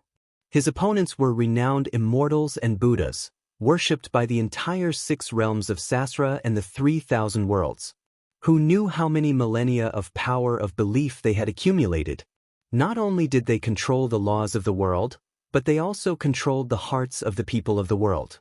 If he was not even willing to pay this little price, what right did he have to contend with them? Perhaps compared to them, what the 7 saints lacked was exactly this power of belief, which was why they were suppressed. War was not a game. Even to gods, it was the same. The sacrifices were not just regular demon folk. He, the king of demon gods, was the most important sacrifice. Hua Qinglu gently stroked his furrowed brows with her slender fingers and asked curiously, "Do gods dream too?" Li Qingshan answered gently, "Gods are the dreams of all living beings." Dreams? Hua Qinglu blinked her eyes. She seemed to understand, but she did not. Li Qingshan rubbed her head. "It's time for me to go." Hua Qinglu did not urge him to stay. She only smiled. "Have a safe journey." The flower had already bloomed, so there were no more regrets. As for when the flower watchers would come again, that would be up to the flower watchers. The traveler took away the fragrance and continued with that distant dream, a pitch-black, rainy night. The young man stood at the entrance of the alley with a little girl in a straw raincoat, clasping his hands at the carriage that sped past. After bidding farewell to Yu Zijin and Hua Qinglu, who were still young, they vanished into the pitch-black curtain of rain. And then? He also fought for Zhuozhibua. He was ordered to complete a mission, to investigate a morgue. Actually, Zhuozhibua wanted to use the zombie Taoist to eliminate him. It was also there that he met the disciples of Moism led by Hao Pingyang. Afterwards, they ventured into the underground cavern and fought the zombie Taoist, killing Zhuozhibua. Among the disciples of Moism, only Hao Pingyang had survived until today. He could be regarded as rather talented, having undergone the 3rd heavenly tribulation. However, Li Qingshan did not plan on summoning him into the demon domain like he did with Li Long. Although the agriculture in the demon domain was underdeveloped, no other world could rival it in terms of mechanisms. Even beyond the 9 heavens could not compare, let alone the measly world of the 5 continents. After all, the demon domain had a demon god Jia. It was said that he was originally a ruler of the ancient times. He was obsessed with various mechanisms and instruments since young, learning to carve bamboo and wood into birds before he was even 10. Once he was done, he could fly for 3 days straight. A virtuous sage advised him that while wooden birds were ingenious, they were not beneficial to the people. In reality, they were not even as useful as an axle that regular carpenters could polish casually. And as the ruler of a country, he should not be filled with machinery and become obsessed with these trivial things. However, he did as he pleased, completely ignoring them. He continued to be obsessed with mechanisms and algebra. Afterwards, he was exiled to the demon domain. This instead served him well. He blazed a new path of his own, harmonizing with the ways and becoming a demon god. If a god was passionate about something, then their level would be far beyond what mortals could imagine. The construction skills of the demon god Jia had even exceeded Li Qingshan's imagination. It was nowhere near what the school of Moism could match up to. And over the past tens of millions of years, he had gathered a large group of evil gods and demon emperors who were skilled in this field. It was equivalent to having his own team of engineers. He was the perfect candidate for the position of great architect. The demon domain had already been unified. What came next was infrastructure. Whether it was water infrastructure, bridges, or roads, they all had to be built. This was a revolution against the heavens, so construction had to come first. Water infrastructure could increase the production of food, greatly increasing the population of the demon domain. Roads could connect the vast demon domain together, allowing armies to reinforce the front lines at any time. Chapter 1640. The World of the Five Continents. A man walked on the main road. It was early in the morning, and the sun had yet to rise. The sky was hazy, and the vast plains stretched as far as the eye could see. The air was fresh and moist. It was refreshing and refreshing. His steps were particularly brisk, but he left behind a deep footprint with each step. He was filled with boldness and confidence. Even though the dew had soaked his clothes, he remained composed as if he was walking through his own courtyard. This was his world. His name was Li Qingshan. After leaving the blossoming island, the fragrance lingered at the tip of his nose. There was nothing more relaxing than the tenderness of a beauty, let alone the fact that she was a supreme beauty, the chief of all flowers. Even if he had traveled very far away, it would still leave him with endless aftertastes. As he recalled everything that had happened last night, he basically felt slightly tipsy as he rode on the cool morning breeze. He followed the trajectory of the river of memories on his journey back home this time, seeing old friends one by one, Li Long, Xian Yue, Yu Zijian, Hua Qinglu. He experienced many emotions. Although there was no lack of loneliness and sorrow, it was still joyful in general, especially in Hua Qinglu's dwelling. In particular, he had flipped through Hua Qinglu's dwelling, bathed, changed, and slept for an entire night. He felt light all over. Every single bone in his body had loosened up. Sure enough, there should be a rest like this after a great battle. However, it was exactly because of this that he was in no hurry to visit the next old friend. Instead, he strolled through the plains. That was because the old friend was far too special. She was a woman he had almost wanted to marry, Han Qiongji. Back then, he was still young and inexperienced. Even though he possessed some strength, he had hidden it well. However, he just happened to receive the great affection of the first young miss of the Han family, who wanted to be with him regardless of the consequences. Who knew how many beauties he had come across in his life, but this was the first time something like this had ever happened to him. To him, it was not just love. It was also an extremely special debt of gratitude. The time he spent with her could be said to be the most peaceful and comfortable period of his life. There weren't any strange feelings, and if it were written into a story, it definitely wouldn't be wonderful. However, it seemed to be extremely precious to him in this life. However, in the end, he could not live his life in peace.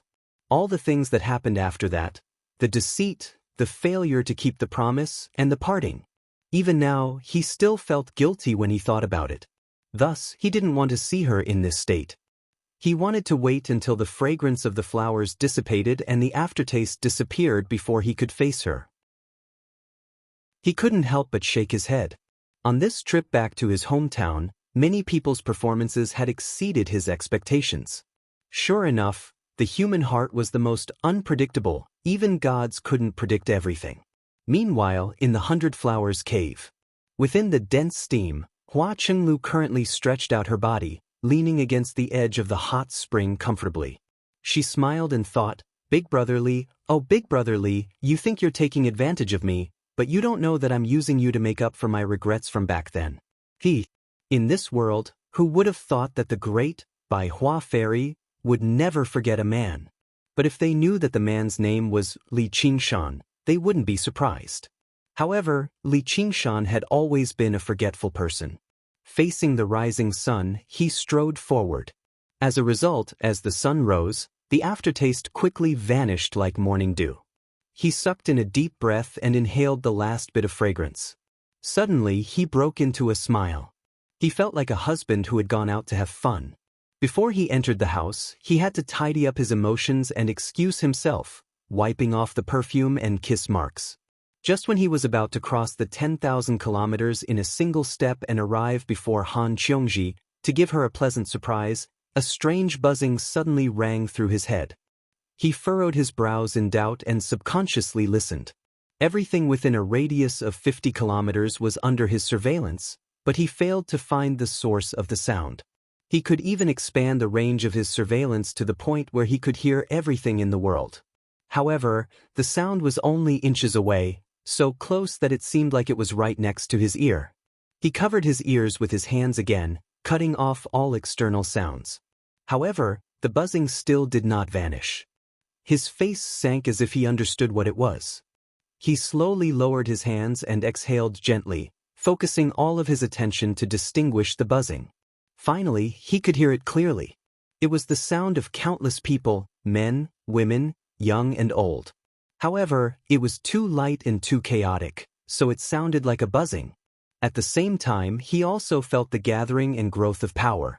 It was not very powerful, but it was like silk in strands, endless and different from normal spiritual power. Not only was he not happy, but his expression became even more serious. He stopped walking as if he was walking on thin ice and facing an abyss. "Isn't this what you want?" Li Qingshan smiled bitterly as he muttered to himself. He shook his head helplessly, his hands hanging weakly by his side. There was even a trace of sadness in his expression. Even when he faced the most terrifying enemies, he had never revealed such an expression when he was on the brink of death countless times. That power, that buzzing sound, was the so-called power of faith. Everything happened much faster than he had imagined. Perhaps last night's dream had already foreshadowed it. Like a ray of light shining through the darkest night, in the name of the demon god king, all hopes, wishes, and beliefs were gathering towards him. Bit by bit, all rivers returned to the sea.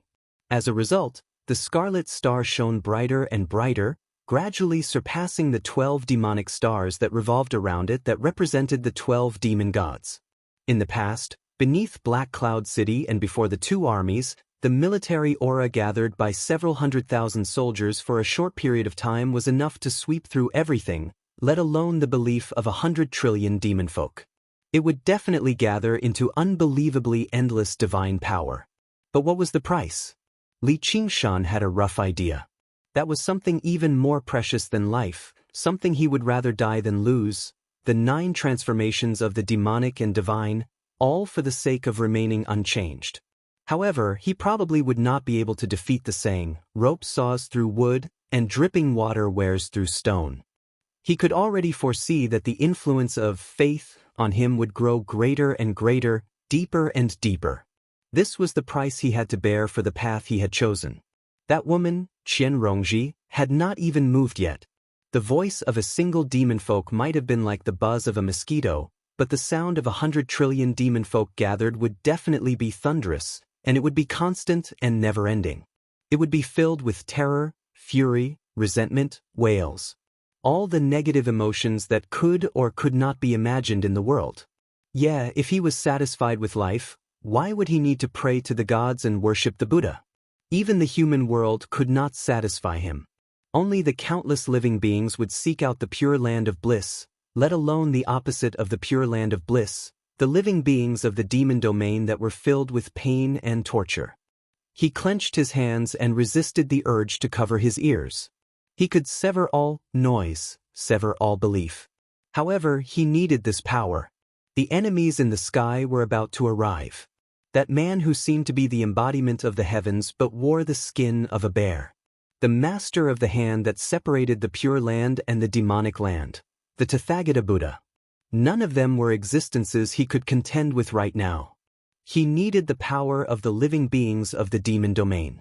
Only then would he have a chance at openly contending against them. Chapter 1641. In the wilderness, Li Qingshan frowned and stood motionless. The red sun rose from the east. Before it had time to shine its light on the earth, a strong gust of wind blew in the sky, sweeping up a black cloud that was like a splash of ink. In the blink of an eye, it covered the sky. The rain poured down and the wind swept the earth. It was as if the Milky Way had burst its banks and was about to drown the entire world. Without warning, the morning suddenly became like the night. He stood in the middle of the night, unable to escape, unable to extricate himself. No matter how the wind blew and the clouds surged, the rainstorm washed over him. It was as if he was venting the pain in his heart, but there was no sound of thunder. That gloominess was like this dark night, unable to be vented no matter what. It was just like this pitch-black rainstorm, pouring down noisily. Within a radius of 1,000 miles, all living beings looked up and were shocked at this sudden change in the weather. They could faintly feel that there was an ominous sign hidden in it. Their mood also became heavy and oppressive, almost unable to breathe. Many ordinary people had already knelt on the ground, praying to the gods and Buddha. This was the power of the gods, connected to creation. With a thought, the wind and clouds changed color, and all living beings worshipped. The rainstorm caused the river to surge, the wind caused the houses to shake, and the wheat to fall. Li Qingshan's heart moved, and he heard many voices, which were filled with fear, begging the heavens to change their mind and stop this heavy rain. There were thousands of villages within a radius of 1,000 miles. If this heavy rain continued for a while, who knew how many people would be swallowed by the flood? Sigh. Li Qingshan let out a long sigh and took a deep breath. In an instant, the clouds and rain dispersed, and the blue sky became clear. Thus, all living beings were indescribably surprised, cheering and jumping for joy. They kowtowed again and again, prostrating themselves on the ground. However, he seemed to have sucked in all the dark clouds and rainstorm in one breath and suppressed it all in his chest. It was still a dark night, and the rain poured down. All living beings can pray to the gods and Buddha, but who should the gods pray to? He sighed and took a step forward, disappearing from where he was. He tried to walk into his memories, hoping to hide from this rain. When Li Qingshan's figure appeared again, in front of him was an ordinary farmer's courtyard. The low fences on both sides were covered with vines, hugging a half-closed wooden door in the middle. A faded Fu character was pasted on the door, and a Chinese redbud tree was blooming under the sun in front of the door. Why is she in a place like this? It was not a large, majestic sect like the Sword Collection Palace. It was not like the 100 Flowers Cave abode, which was filled with blooming flowers and a beautiful secret realm in the forest. Li Qingshan was surprised. He looked around, and sure enough, it was just a regular village. It was definitely not an illusion. In any case, Han Qiongji was a cultivator who had survived 4 heavenly tribulations.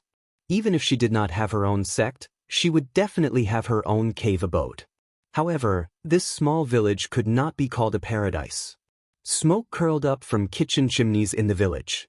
Chickens crowed and dogs barked. A wisp of smoke also rose from the small courtyard in front of him, and the smell of food and her scent came from behind the door. That's right. She's right here. However, compared to any sect or cave abode, famed mountain, or secret realm, this mortal home seemed even more illusory. It actually made him feel slightly uneasy, as if he was afraid of approaching home.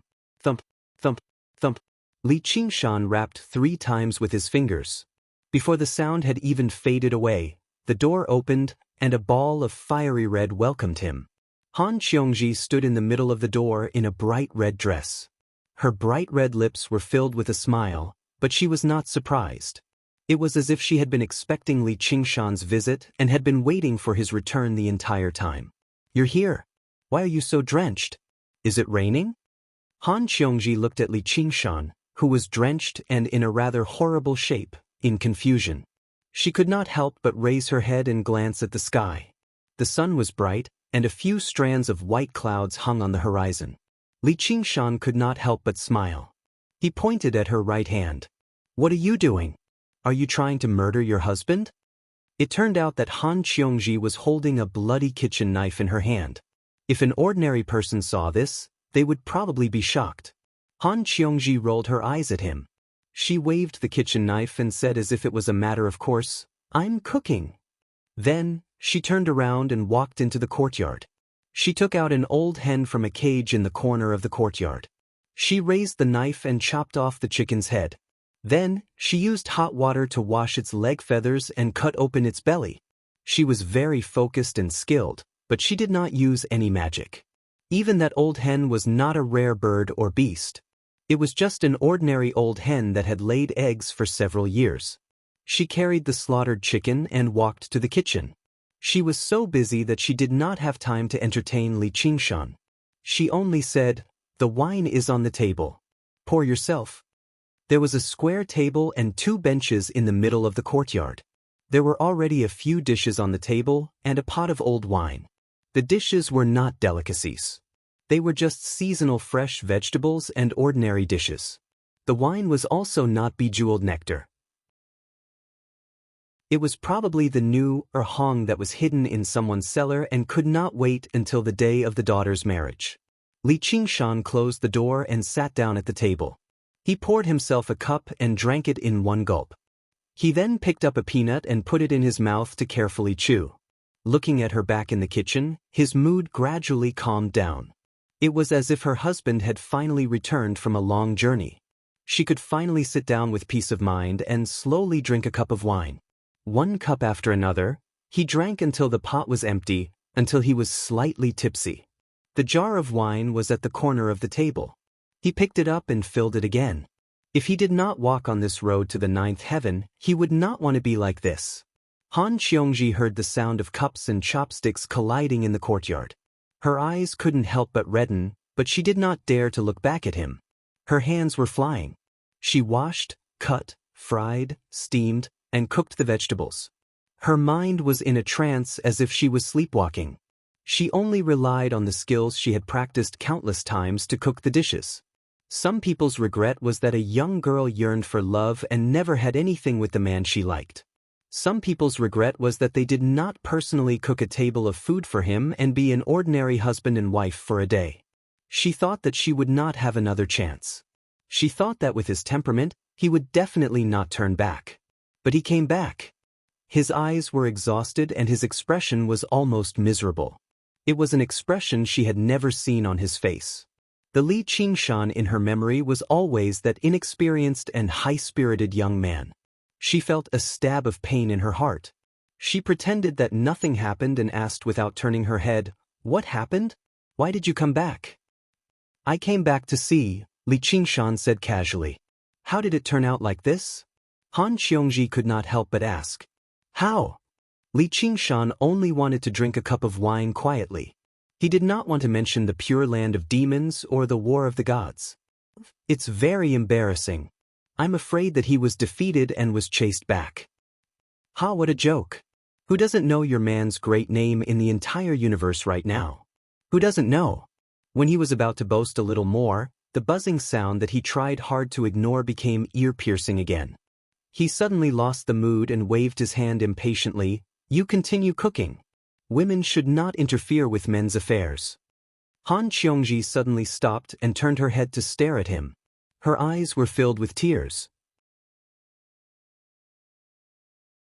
Chapter 1642.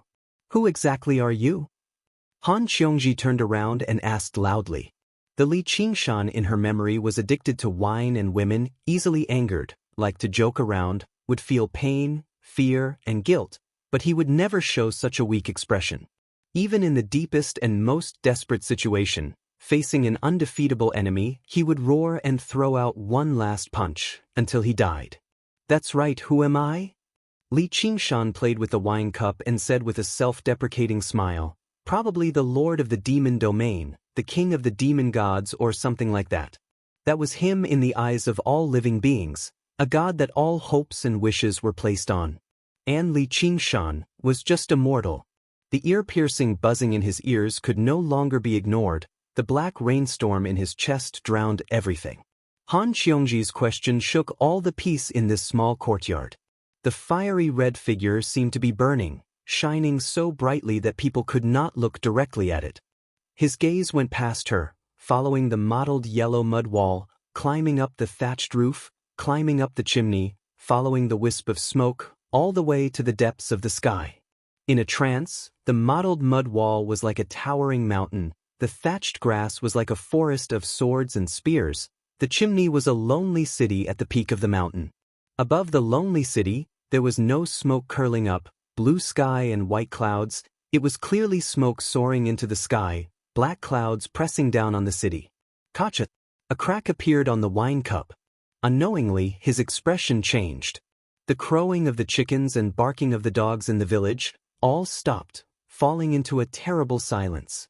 Han Qiongji's eyes widened, suddenly shocked. His entire body emitted a dreadful and terrifying aura. The black figure sitting in front of the square table was like a Buddha that continued to grow larger and larger, turning into an abnormally steep and cold black mountain. The sharp peak had already pierced through the sky. No matter how hard she tried to look up, it was difficult to see his full appearance. So high, so unreachable, he had already changed. He was no longer the man she was familiar with. He had become a god that she could not understand. His pain is also not something I can understand. Han Qiongji felt a stabbing pain in her heart, and it took her a long time to calm down. She couldn't help but stare at him in a daze. His expression was fleeting and indifferent, but it contained a terrifying madness and killing intent. It was as if he was immersed in a dream of a bloody massacre. She blamed herself for making things difficult for him. They clearly wanted to be husband and wife for a day, talking about the past and drinking together. Why couldn't she give him a moment of peace?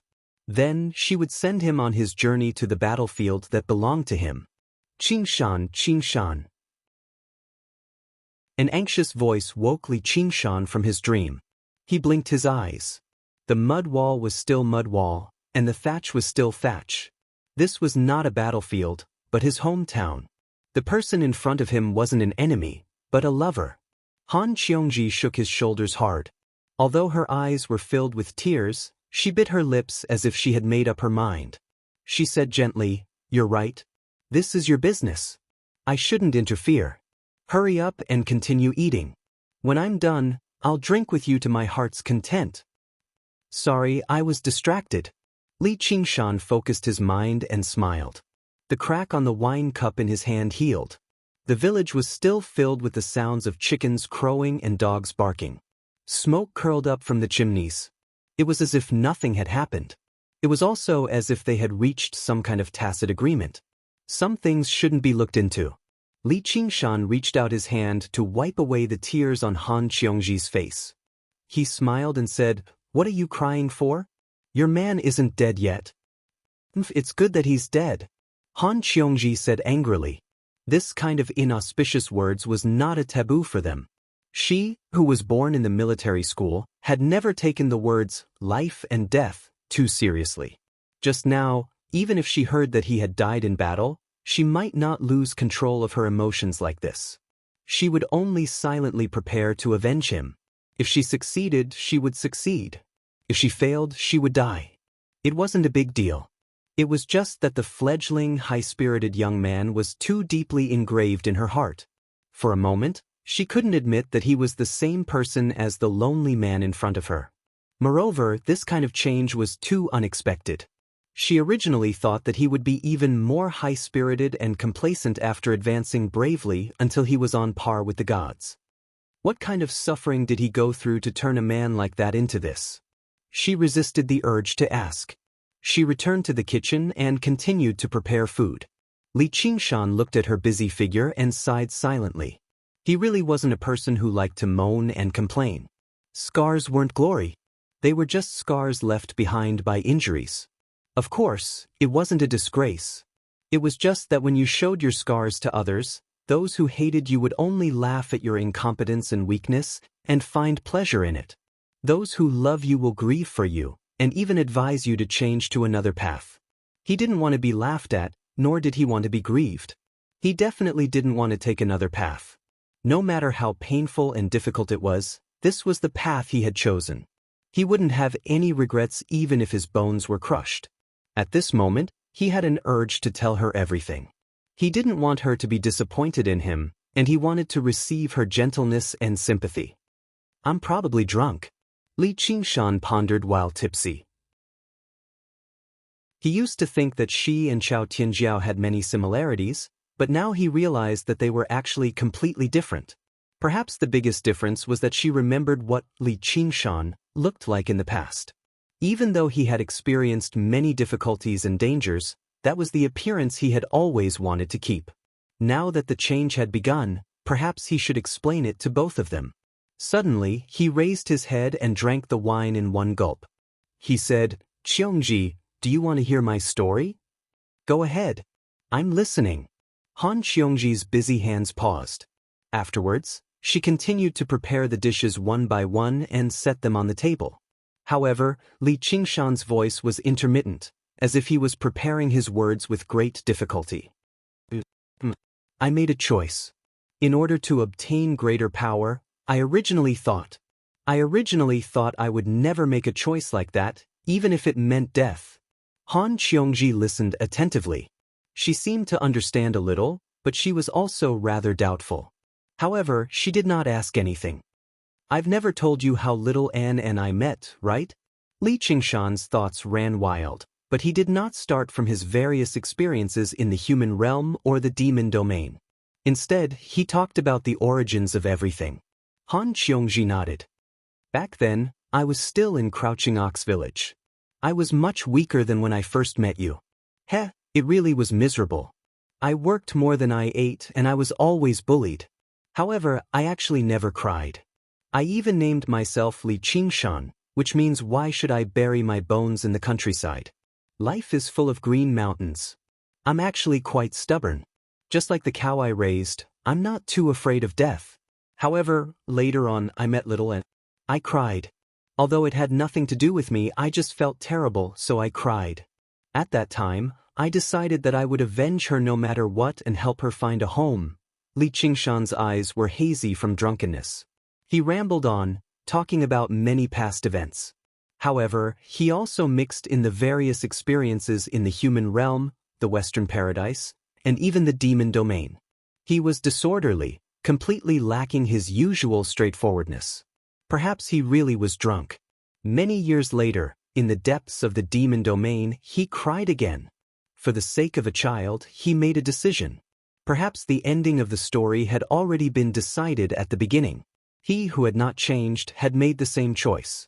No matter how much he yearned for the freedom of an eagle, he was destined to be a cow, and could only carry a heavy burden. "I want to go to Qingqi Mountain. There's no other way." The sun gradually rose.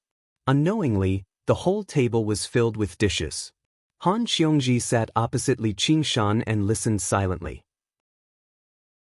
She listened to those bizarre and dazzling encounters, listened to those distant past events, and listened to his painful choices again and again. There were several times when she wanted to stand up and hug him tightly in her arms. However, she didn't move. Instead, she clenched her fists and bit her lips, as if she was also making a painful choice. When Li Qingshan finished his story, she suddenly lifted the wine jar, stood up, and gulped down the rest of the wine in one breath. Then, with a tipsy expression, she stared straight at Li Qingshan's eyes fiercely, as if she wanted to swallow him whole. Li Qingshan was also taken aback. He looked at her in astonishment.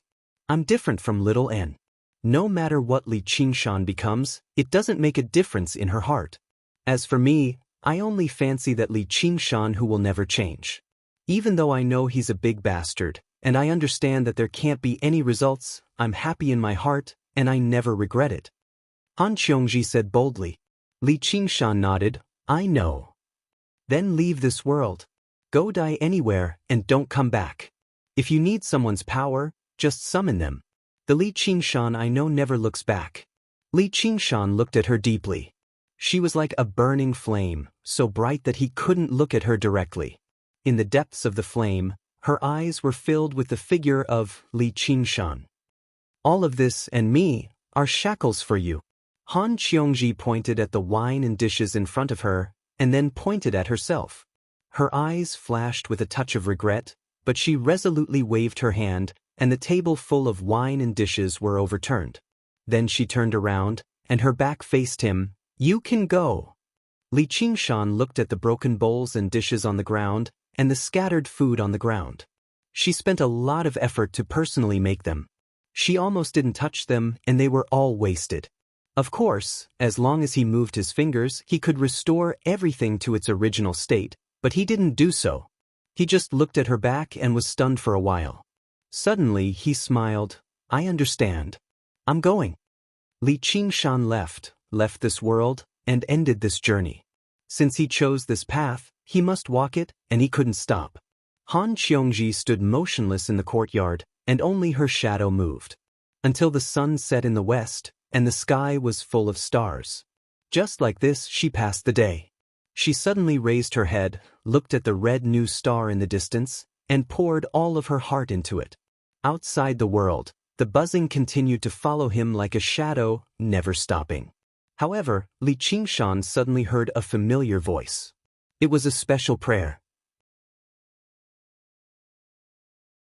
Chapter 1643. In the Tao of the human realm, on the vast ocean, a 5-masted ship rose from the horizon and slowly sailed over. The sail was dazzlingly white under the sunlight. It was stretched taut and carried the rolling heat waves like a large white bird carrying the ship across the sea. If one looked closely, they would find that the mast was engraved with many mysterious runes that shone faintly under the sunlight. Thus, there was no need for a sailor to steer the ship.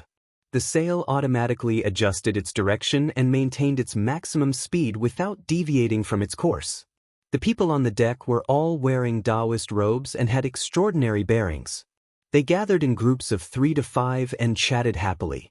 They even brought along many fruits and dried meat as snacks. It was a pleasant journey, and they were temporarily freed from their daily cultivation to enjoy the sunlight and sea breeze. Everything seemed so peaceful. An old man stood at the bow of the ship with his hands behind his back. However, he was frowning as he looked at the end of the sea. Hearing the disciples chatting and laughing, he sighed in his heart, "Ai, the appearance of the demon star, I wonder how long this good scene will last. After this calamity, I wonder how many of these disciples will survive?" Not to mention these disciples, even his cultivation was nothing in the face of the great tribulation of heaven and earth. However, he could not say these thoughts to anyone. He had only told his disciples that he wanted to bring them to the myriad phenomenon city to broaden their horizons. However, he was actually considering merging the entire Azure Sun Temple into the myriad phenomenon sect.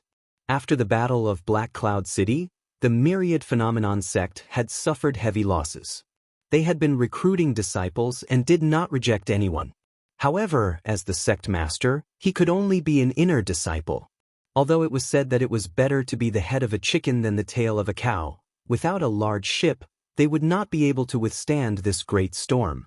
Once they died, everything would be over. They would not even be able to be the butt of a chicken. At this moment, he raised his eyebrows and turned around. "Ling Xiaozi, go and call your junior martial sister Miaozhen. We are almost at the myriad phenomenon sect. We cannot miss this scenery." "Yes, master." A young and handsome Taoist immediately cupped his fists and thought, "Master really loves junior martial sister Miaozhen." He quickly walked down to the cabin, and suddenly everything was dark. He had to rely on his eyes to see the path clearly. Along the way, he could no longer hear the laughter on the deck. After walking a dozen steps, it was as if he had entered a deep and quiet world. But it's no wonder that you can cultivate peacefully in the cabin at a time like this. Such a temperament and bearing, in the words of Master, you really are a natural cultivator. To be able to pass through the second heavenly tribulation in such a short period of time, it definitely isn't luck. His heart suddenly surged with a fervent desire to see her face. In a quiet room in the depths of the ship, there was a pea-sized lamp with green smoke rising in spirals. A Taoist wearing a crown was sitting cross-legged on a cattail hassock. Her body swayed slightly with the waves, but her eyes were closed and her expression was indifferent. She was completely immersed in her cultivation. "Junior sister Miaozhen, we're almost at the myriad appearance sect. Master told me to call you." Ling Xiaozi's voice came from outside the door. "Got it." Yang Miaozhen slowly opened her eyes and said softly, "Thank you, senior martial brother. I'll be right there." Her voice was like the trembling of a zither, moving one's heartstrings in the darkness, but it was also as indifferent as her expression. She was like a calm and elegant zither, but she didn't ask for anyone who understood her. She played her own heartfelt song by herself. No need to be so polite, junior martial sister. Ling Xiaozi was slightly disappointed, but he couldn't feel a trace of dissatisfaction towards this junior martial sister Miaozhen. A moment later, young Miaozhen walked out of the cabin and onto the deck. The dazzling sunlight caused her to squint her eyes. She saw her fellow disciples gathered at the bow of the ship, looking in the same direction. It was midsummer, and the sun was blazing like fire. The hot wind blew against her face, and the sky was high and the sea was wide. Her mood couldn't help but warm up, and her mind broadened along with her horizons. She could only see clear and crystalline waves flickering with the undulations of the sea, spreading all the way to the horizon. Water vapor evaporated, and the air became misty. At the end of the horizon, between the clouds and the heat waves, a magnificent metropolis floated like a mirage. That's the Myriad Appearance sect. Yang Miaozhen muttered to herself. Even if she wholeheartedly pursued the Tao, and her heart was like an ancient well, she couldn't help but be shocked by this scene. Suddenly, she couldn't help but laugh. If he was here, he would definitely laugh at her for not seeing the world. Then, a wave of confidence rose in her. But I'm no longer the young Miaozhen from back then. Ascending from the small world to the human world was like coming from the cabin to the deck and seeing the endless sea in an instant. Only then did he realize how small he was at the beginning, and that the invincible chivalrous king who shook the world was only a strong cultivator.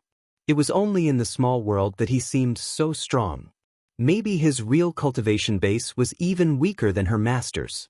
She couldn't help but look at the old man at the bow of the ship and cupped her hands in greeting. The old man also smiled and nodded at her. Her master, Taoist Master Qing Yang, was a Yin spirit cultivator who had crossed 4 heavenly tribulations.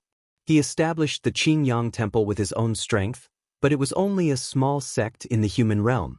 She heard that she was about to arrive at the Myriad Appearance sect. She stared at the mirage at the end of the sea and sky. A person who had crossed 4 heavenly tribulations could only become a disciple. Only a Yang spirit cultivator who had crossed 5 heavenly tribulations could become a successor disciple. However, it was only a disciple. Above them, there was the human immortal sect leader who had crossed 6 heavenly tribulations, and the true immortal sect leader.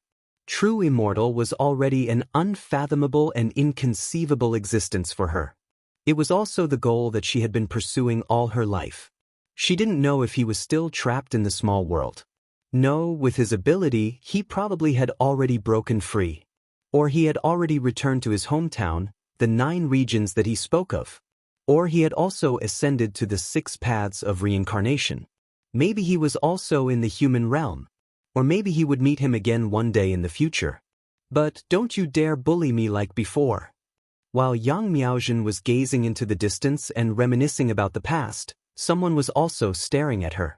Her face, without makeup, had a kind of beauty that could topple cities. Her hair was tied up in a high bun, revealing her snow-white neck. Her figure was tall and slender, and she had a graceful bearing like a crane. However, between her indifferent eyes, there was always a trace of gentleness. Her tall figure, wrapped in a Taoist robe, exuded an even more mature charm. That was the mark left behind by being a wife and a mother. Many people in the Qing Yang temple couldn't believe this and were deeply shocked. They couldn't imagine what kind of man could make her devote her life to him. At that time, she just said it indifferently, without the slightest bit of concealment. She just wanted to reduce some trouble. No matter what kind of man he is already separated from you by 2 different worlds. He can't keep up with your footsteps and is no longer worthy of you. In the future, the one who will be by your side must be me. Ling Xiao silently made up his mind and walked toward Yang Miaozhen. Yang Miaozhen sighed inwardly. Some trouble was inevitable. After all, although the small world was small, those who could become one of the top 10 beauties were also at the standard of 1 in a million. Although she hadn't seen much of the world, she had instead nurtured a kind of bearing and confidence. Moreover, she was able to stay indoors for 20 years in a world where spirit qi was thin and martial artists dominated. She wholeheartedly cultivated and pursued the Tao. Her talent and temperament were not what ordinary golden core cultivators could compare with. When the two were combined, her charm was naturally born. The great ship of fortune gradually sailed closer to Wanxiang City. The misty and rippling mirage gradually became clearer and more spectacular. Junior Sister Miaozhen, do you know what the most powerful cultivation technique of Wanxiang sect is? Ling Xiao came up to speak. I think it's called the Wanxiang Heavenly Book. Yang Miaozhen pondered and said, That's right. The Wanxiang Heavenly Book contains countless heavenly books. Every one of them can allow one to cultivate to become a human immortal. Ling Xiao also couldn't help but reveal a look of envy. The cultivation technique he was currently cultivating was far inferior to any of the heavenly books. Yang Miaozhen listened attentively. She was still very concerned about matters related to cultivation like this. The other disciples gathered over too. Ling Xiao became more and more excited. However, there's another saying that the Wanxiang Heavenly Book is a whole entity. Not only is it the collective name for all heavenly books, but it also contains all cultivation methods and paths in the world. All heavenly books have been derived from it. It's exactly because of this Wanxiang Heavenly Book that the Wanxiang sect can still prosper despite the war. Speaking of which, a great battle broke out between the Wanxiang sect and demon folk not too long ago. The demon domain sent out the 12 demon emperors to surround the city with an army of several million. The will of the Taowu demon god descended. That battle was extremely brutal. Even over half of the Yang spirit true disciples were killed. They were almost wiped out. It was all thanks to their first senior brother, Li Qingshan, that they forced back the Taowu demon god. Just now, they managed to turn the tables. He was not bold enough to compare himself to the first senior brother of the Wanxiang sect, but he was still the first senior brother after all. Chapter 1644. Li Qingshan. For Yang Miaozhen, this name was too unforgettable.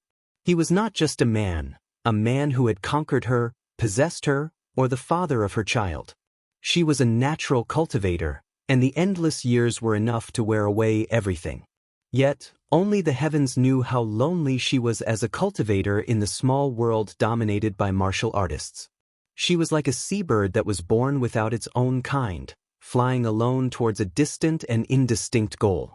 She also had the feelings of a young girl, but despite being born with peerless beauty and receiving countless pursuits and temptations, she could not fall in love.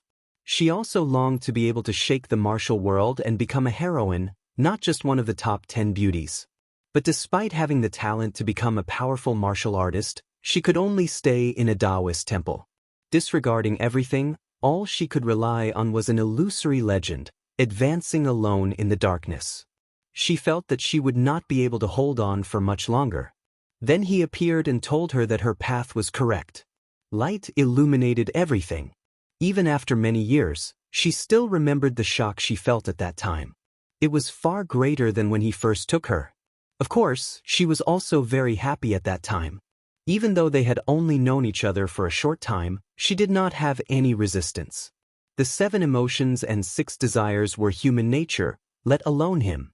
Others said that she was innately cold, but he said that the path of cultivation was destined to be lonely. She still remembered when they parted. He said, "No matter how indifferent you appear, I know that you are a person who values relationships. I fear that there are still things in your heart that you cannot let go." But she did not know that he was the only one she valued, and that there was nothing else that she could not let go of. So she constantly reminded herself that Li Qingshan was only an ordinary cultivator.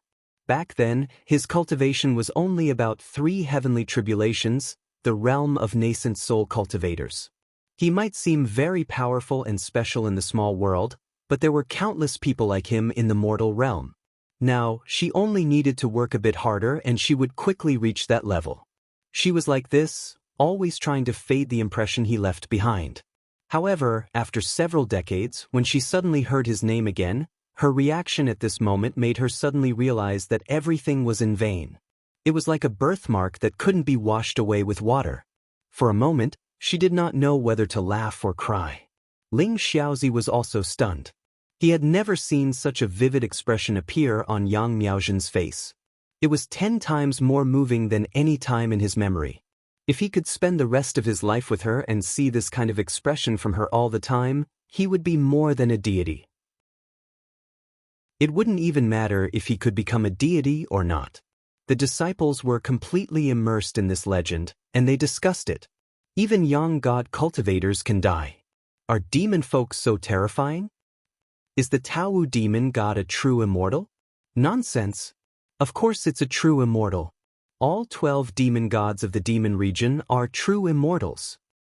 Senior brother, how is that Li Qingshan so powerful? Everything that Ling Shuzi mentioned was far too distant to them. Young god cultivators were already existences beyond their reach, and demon gods were even more unbelievable. As for what kind of monster Li Qingshan who had forced back a demon god was, they could not even imagine it. True Master Qin Yang shook his head and interrupted. That Li Qingshan isn't just powerful. I heard that it's only been a few decades since he ascended to the human realm. In the beginning, he was only at the 3rd heavenly tribulation, but it's said that he's already undergone the 6th heavenly tribulation now. He's been received into Elysium to become a divine general of the Samras. Clearly, he had investigated the situation of the myriad sect carefully before this, and as the leader of the direct disciples, the first senior brother Li Qingshan was an existence that could not be ignored. But as he spoke, he was also frowning with a look of disbelief on his face, not much different from the other disciples. How is this possible? The disciples all cried out and fell into an uproar. Even Ling Xiaozi was no exception. Clearly, he had only heard about Li Qingshan's achievements from hearsay. He did not know as much as true Master Qin Yang. To be able to undergo the 2nd heavenly tribulation in a few short decades and reach the peak of golden core cultivators, Yang Miaozhen was already a supreme genius in their eyes. However, to undergo the 4th, 5th, and 6th heavenly tribulation, which was even more difficult, in the same amount of time, it seemed completely impossible no matter how they thought about it. The shock was just too great, such that they forgot to respect their masters. They could not help but become doubtful. Only Yang Miaozhen was not surprised at all. She only understood slightly, confirming her own judgment. Li Qingshan in the miniature world back then was indeed only at the 3rd heavenly tribulation. Of course, although there were many people with the same name in the world, Li Qingshan was not a particularly rare name, but she had almost no hesitation and could be 100% sure. Li Qingshan was that Li Qingshan. No matter how many Li Qingshan there were in the world, apart from that Li Qingshan, there was no other Li Qingshan who could do such a thing. It did not seem strange that the chivalrous lord who had played around in the miniature world continued to play around in the human world. That man is like this. However, what made her feel interesting was that true Master Qin Yang became a little unconvinced in the face of the disciples' doubts. Well, maybe he hasn't undergone the 6th heavenly tribulation. He's at least a young spirit cultivator who has undergone the 5th heavenly tribulation. Otherwise, it would be impossible for him to be the eldest senior brother of the Wanxiang sect. She almost laughed out loud, although she did not know why she wanted to laugh. It was probably like a child who had been trying hard to surpass his father. Finally, one day when the child gradually grew up and became tall and strong, he discovered that his father was not as tall and strong as he remembered when he was a child. He was even shorter and thinner than other people, but he suddenly discovered that his father's hidden identity was the richest man in the world. There were probably not many people in the world who had experienced such a wonderful feeling. Yang Miaozhen smiled slightly. The deck suddenly became quiet, and all the disciples looked at her in a daze. The male disciples glanced at her and were about to immediately look away, but they could not help but look at her again. It was as if they were facing a ball of light that was too dazzling to look at for a long time, let alone ignore.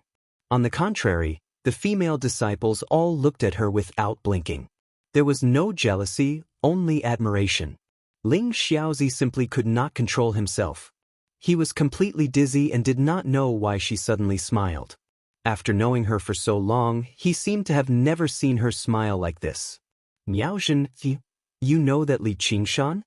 Even true Master Qin Yang suddenly became slightly excited.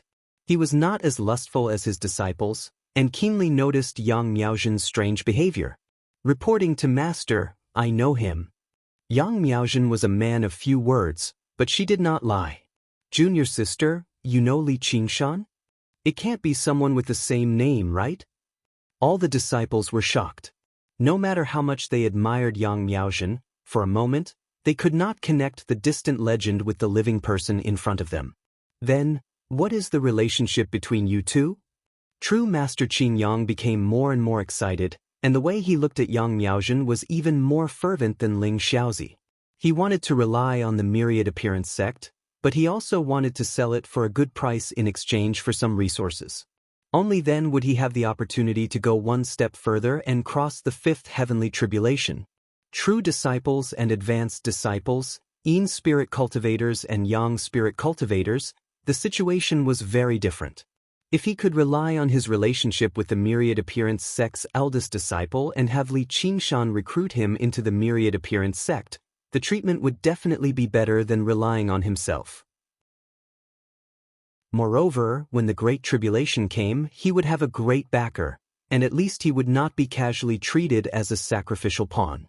Yang Miaozhen hesitated for a moment.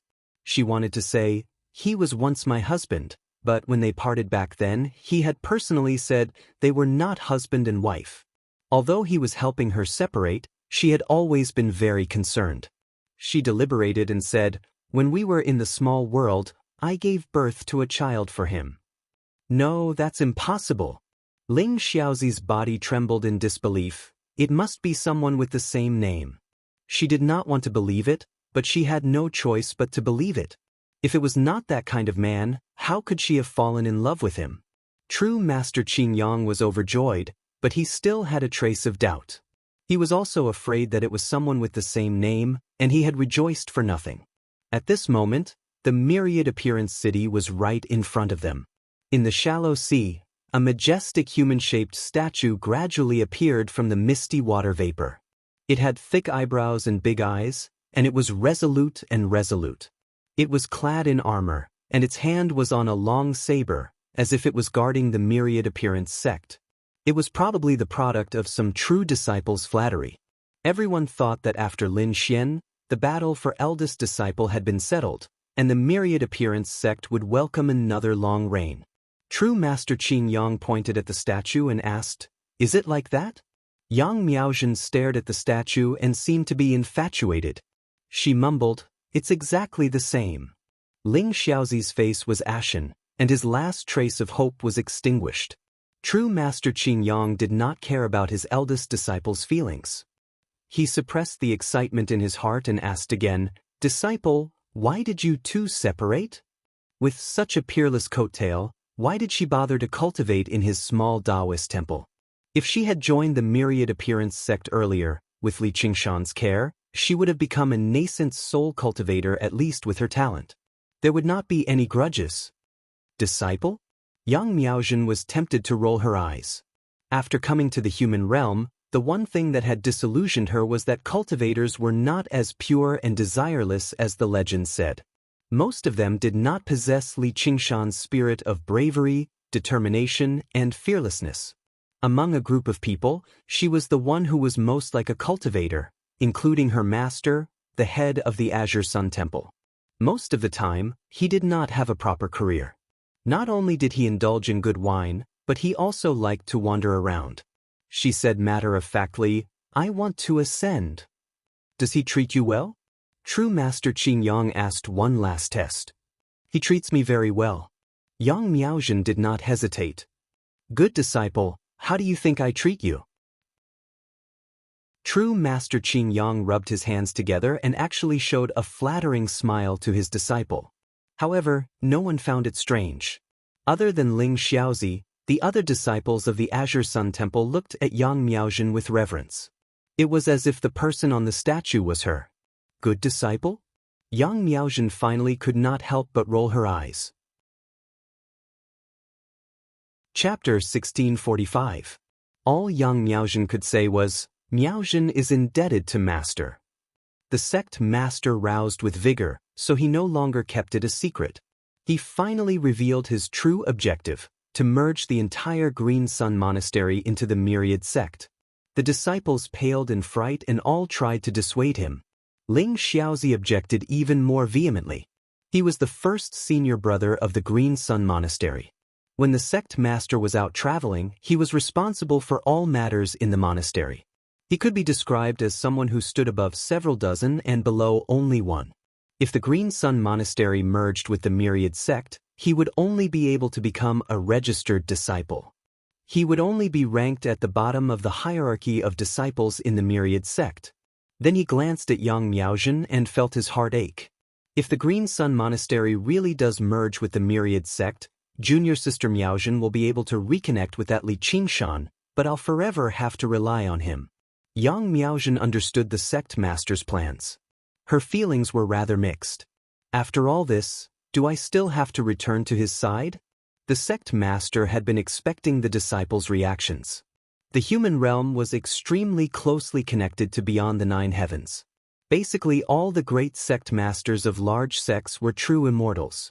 The conflict between sects was not even as intense as the 3,000 worlds. Not only was this because the sect masters were all old acquaintances, but it was also to deal with the expansion of the demon domain and avoid pointless internal strife.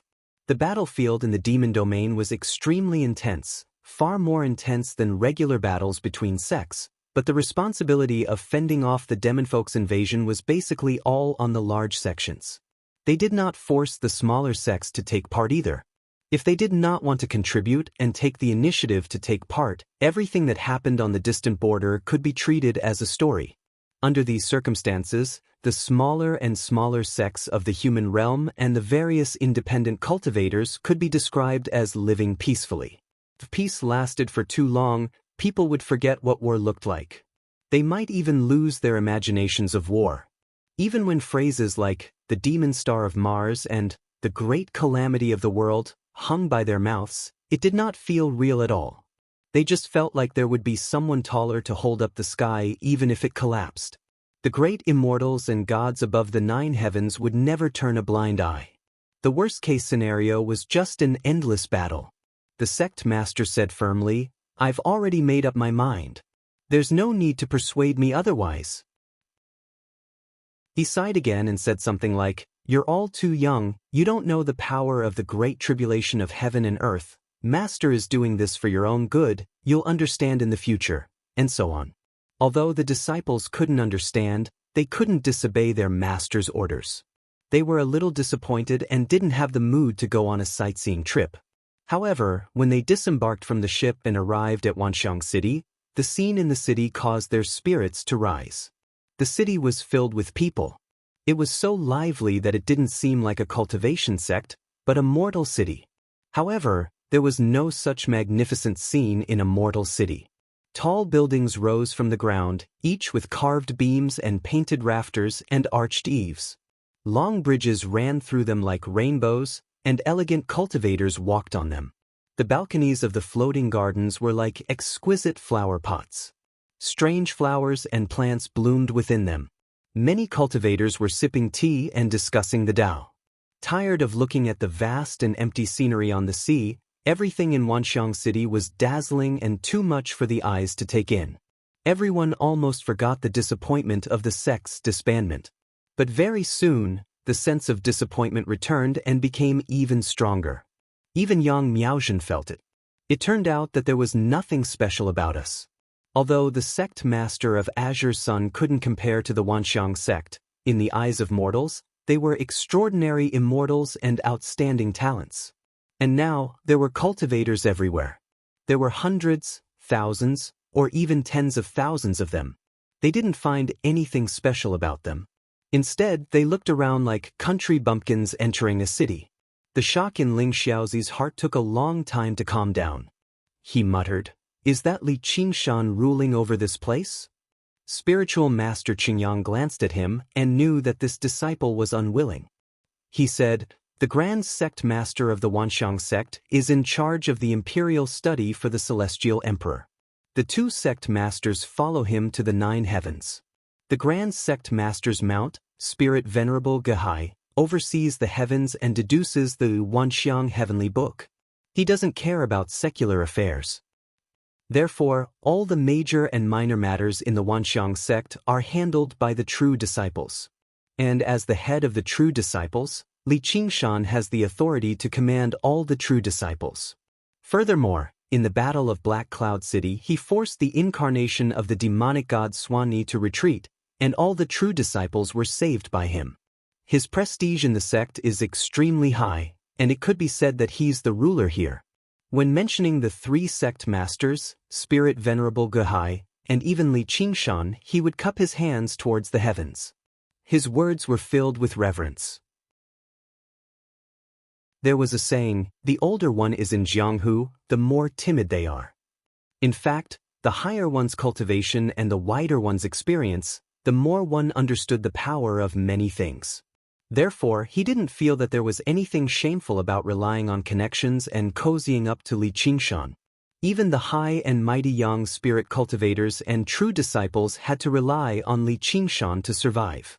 What was there for him to put on airs? Ling Xiaozi was speechless and lost his wits. When a story was no longer just a story, the storyteller would also lose that calm and composure of talking and laughing. Spiritual Master Qingyang patted Ling Xiaozi on the shoulder and continued walking into the city. Looking at the many cultivators in the city, he thought to himself, it seems that many people have the same idea as me. In the Battle of Black Cloud City, the Wanxiang sect lost more than half of its true disciples. If it had been an ordinary sect, it would have suffered a great loss. It would have taken at least 1,000 years to recover. However, the Wanxiang sect relied on the huge amount of rewards from the desireless heavenly palace and the abundant resources accumulated in the 100-herb garden to recruit disciples. Coincidentally, the demon star appeared. Many small and medium sects and even loose cultivators had the same idea as spiritual Master Qingyang. For a time, a large number of people gathered, and the sect became even more prosperous than before. Of course, the root of all this was that sky. Spiritual Master Qingyang raised his head and looked up. He saw a 3,000-meter-tall building piercing through the clouds, standing majestically above the Wanxiang city. It also had the power to soar into the clouds. The pedestal on the east side of the world was a stone wall that was more than 100 feet high. The stone wall was smooth and shiny, and only the top was engraved with the words, List of all creations. Under the sunlight, many names could be seen. The name that ranked first was Li Qingshan, surpassing all the other disciples. The people of the Qingyang temple looked at the stone wall for a while and couldn't help but become more intimate with young Miaozhen, calling her junior sister and senior sister non-stop. Spiritual Master Qingyang practically kept calling her disciple and didn't call her Miaozhenzi anymore. Young Miaozhen felt very uncomfortable. She felt like the weight of the entire sect was on her shoulders, waiting for her to find Li Qingshan. She wasn't worried that he wouldn't care about old feelings. He was more serious than she imagined, but she was worried that when the time came, she didn't know how he would play with her. Chapter 1646. On the central axis of Wanxiang City, there was a majestic hall whose height was second only to the sky. Along with it, there was a large cluster of buildings on the mountainside. It was dazzling and extraordinary. The sky had the aura of ascending from the bottom, but this cluster of buildings had the aura of descending from the top. If the Wanxiang sect was compared to a country of cultivators, then Wanxiang City would be the capital. This cluster of buildings was similar to the Forbidden City, an administrative center like the Senate. It was responsible for handling all matters within the city or within the country. It was called the Direct Inheritance Hall. As the name suggested, it was the Hall of Direct Disciples. The Wanxiang sect was jointly ruled by direct disciples, so one could imagine its status. All the internal affairs of the sect had to be handled here, including the disputes between the true disciples. In the main hall of the Direct Inheritance Hall, a female cultivator was furrowing her brows and writing at a rapid pace. She wore a luxurious purple dress, and her black hair was tied up high like clouds, complementing her snow-white skin. She was a rare peerless beauty in the world. However, her expression was solemn and dignified, and her temperament was dignified and noble. She had the demeanor of an empress. The 9-feet-long table in front of her was located on the central axis of Wanxiang City and even the direct inheritance hall. It was the third senior sister, Dai Mengfan, who was in charge of the direct inheritance hall. No matter who was the eldest senior brother, she would always be the third senior sister. Therefore, she was called the eternal third senior sister in private, or the eternal third senior sister by the other direct disciples. If the eldest senior brother was the ruler of a country, controlling an army and conquering everywhere, then she would be the prime minister of a country. She would have to attend to a myriad of affairs every day. All the internal affairs of the sect would be handled by her. Senior sister. Qingyang Temple's Qingyang spiritual master wants to see you. A female disciple tiptoed in and said softly.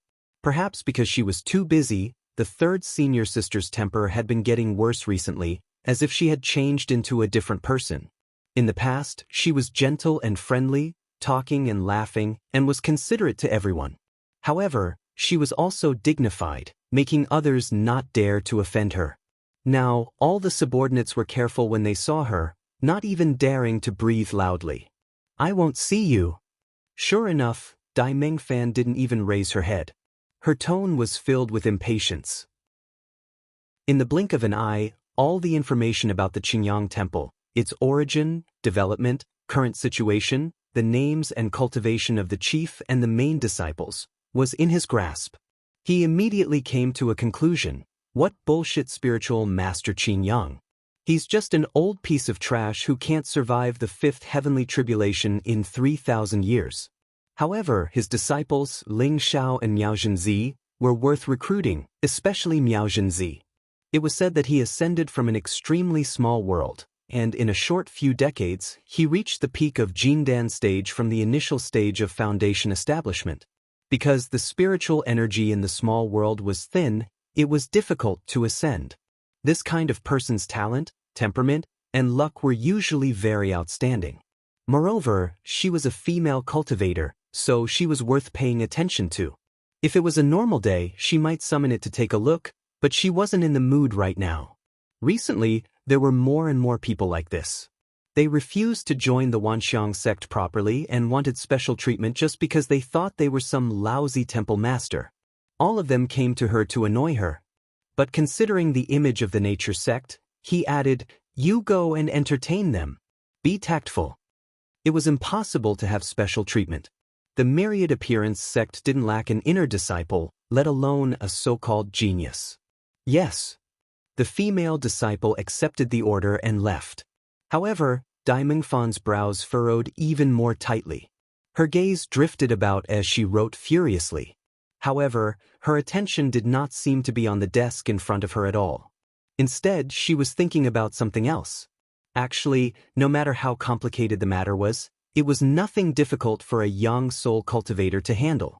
A single thought from her could surpass the 3 days and 3 nights of contemplation of so-called sages among mortals. Her true worry was actually the same as the Qingyang masters. It was the impending crisis of the world. Her position was even higher than the Qingyang masters. She was closer to the sky, so she could see more things. She could already smell the bloody scent of war, as well as the rotting stench of death. With her talent and cultivation, she originally had the chance to become the first senior sister, but the monarch had to preside over the war against the demon domain. It was exactly to distance herself from war that she had always been the prime minister, in peace. Dai Mengfen was a noble. She cultivated arduously for the sake of longevity, not to throw her life away against demon folk. However, there were some things that she could not do anything about no matter how clever she was. Once the crisis of the world arrived, even true immortals would struggle to protect themselves, let alone a mere young soul cultivator.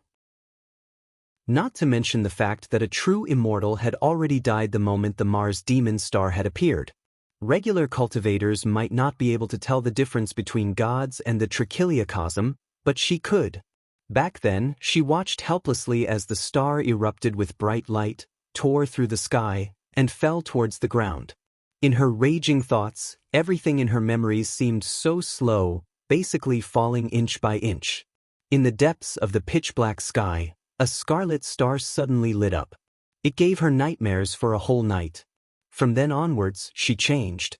Panic, anxiety, the impending crisis. In a flash of her thoughts, there were also the worries of fools among mortals, the worries that they could not resolve even after contemplating for 3 days and 3 nights. She was like a gambler who owed a loan shark money. The creditor would come knocking on her door the next day, and she would bring over a dozen thugs with her, yet she could not even produce a single cent. The atmosphere of the entire Wanxiang sect also changed. Gehai Lingzuan closed the sky, no longer read any books, and no longer saw anyone. The inherited disciples all began to cultivate desperately or collect magic weapons to prepare for the great crisis. More and more small and medium-sized sects wanted to merge with the Wanxiang sect. But the strange thing was that the 9th heaven fell into silence, and the stars seemed to be shocked by the Mars demon star. For a moment, they did not know how to react or what deeper plans they had. Therefore, with the human immortals as the boundary, the cultivators below became restless, each looking for a way to survive, like ants before a rainstorm, climbing up the trees as much as possible. But the immortals and emperors above were completely silent, stingy, and unwilling to issue a decree to explain the appearance of the scarlet star in the sky. No one knew what they were planning. In this complexity and silence, there seemed to be an invisible string stretched taut. The moment it broke, everything in front of her would collapse. Moreover, she had a very bad premonition that was tormenting her.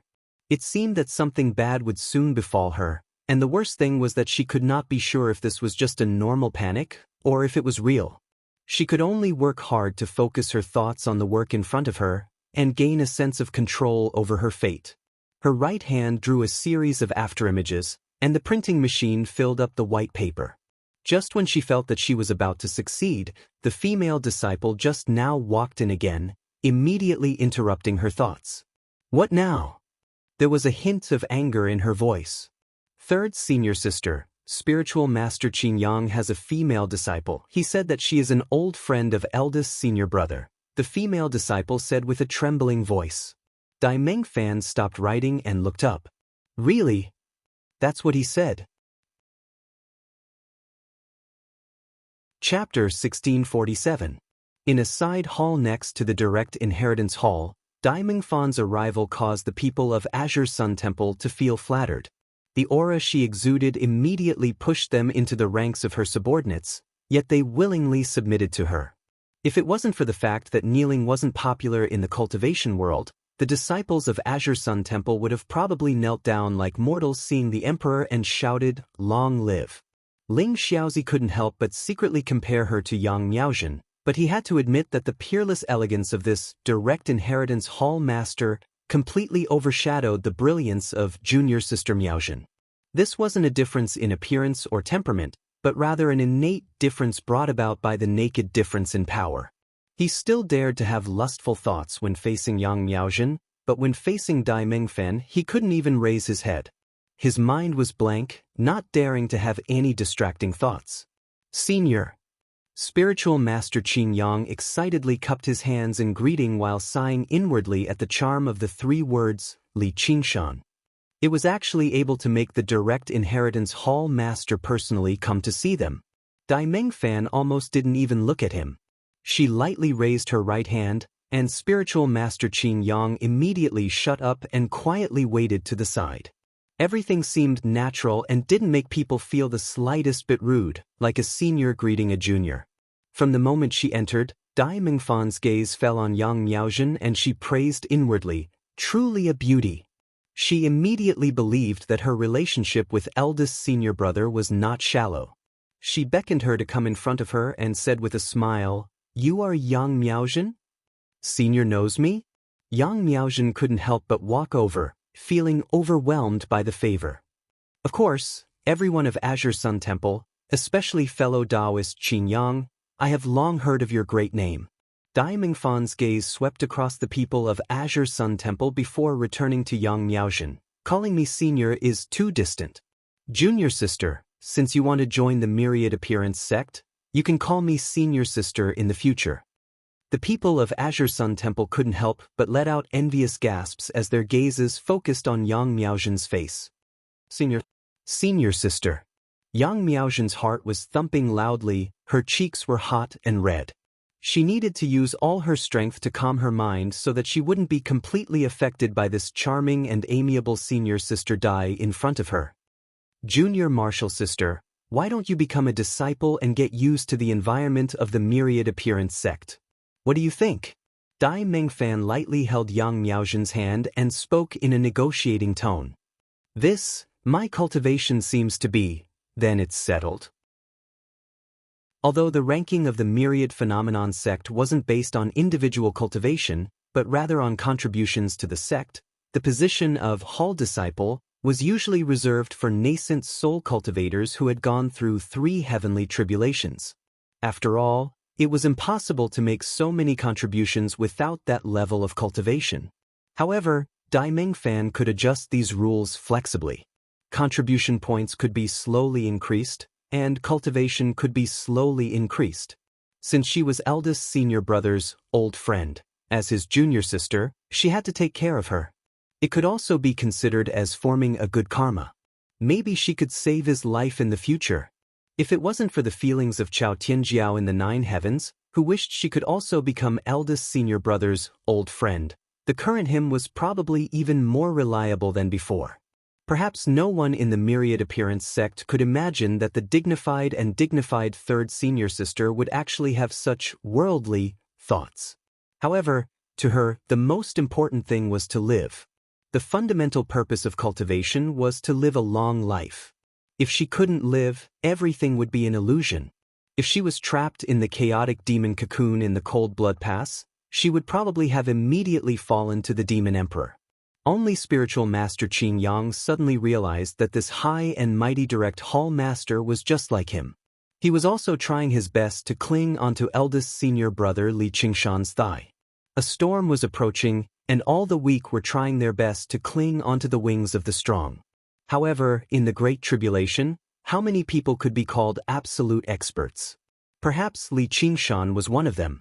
After making arrangements for Yang Miaozhen, Dai Mengfan expressed her welcome to the Azure Sun Shrine and had a friendly talk with the Shrine Master, Spiritual Master Qin Yang. The talk did not last long, but it was very successful.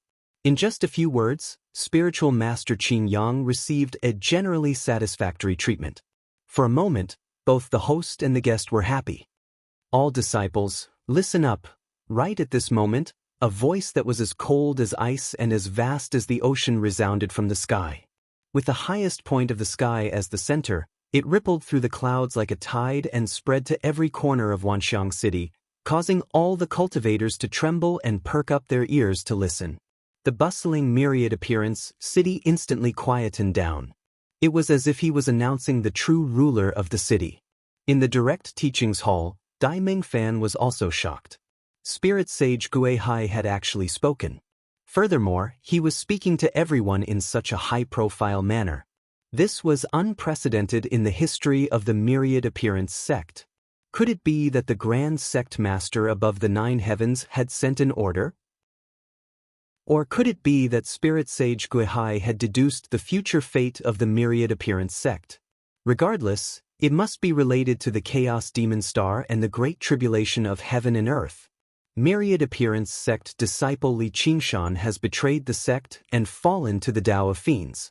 From this day forth, he will be expelled from the myriad appearance sect and stripped of all his status and assets in the sect.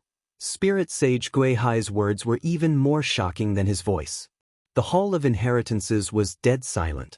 Everyone was stunned. Dai Mengfan's eyes widened as a bad premonition reverberated in her heart like a scream. Dai Mengfan will take over the position of eldest disciple and be in charge of everything in the sect. She will continue to be the direct teachings hall master and lead the Xuanwu army and Blazing Inferno army. Dai Mengfan could not help but spit out a word, fuck. Yang Miaozhen, who was nearby, looked at her in disbelief. All of you wait here. Dai Mengfan said that and turned into a purple beam of light that flew into the sky. Spiritual Master Qin Yang looked like he was laughing and crying as he said with difficulty, "What are you talking about?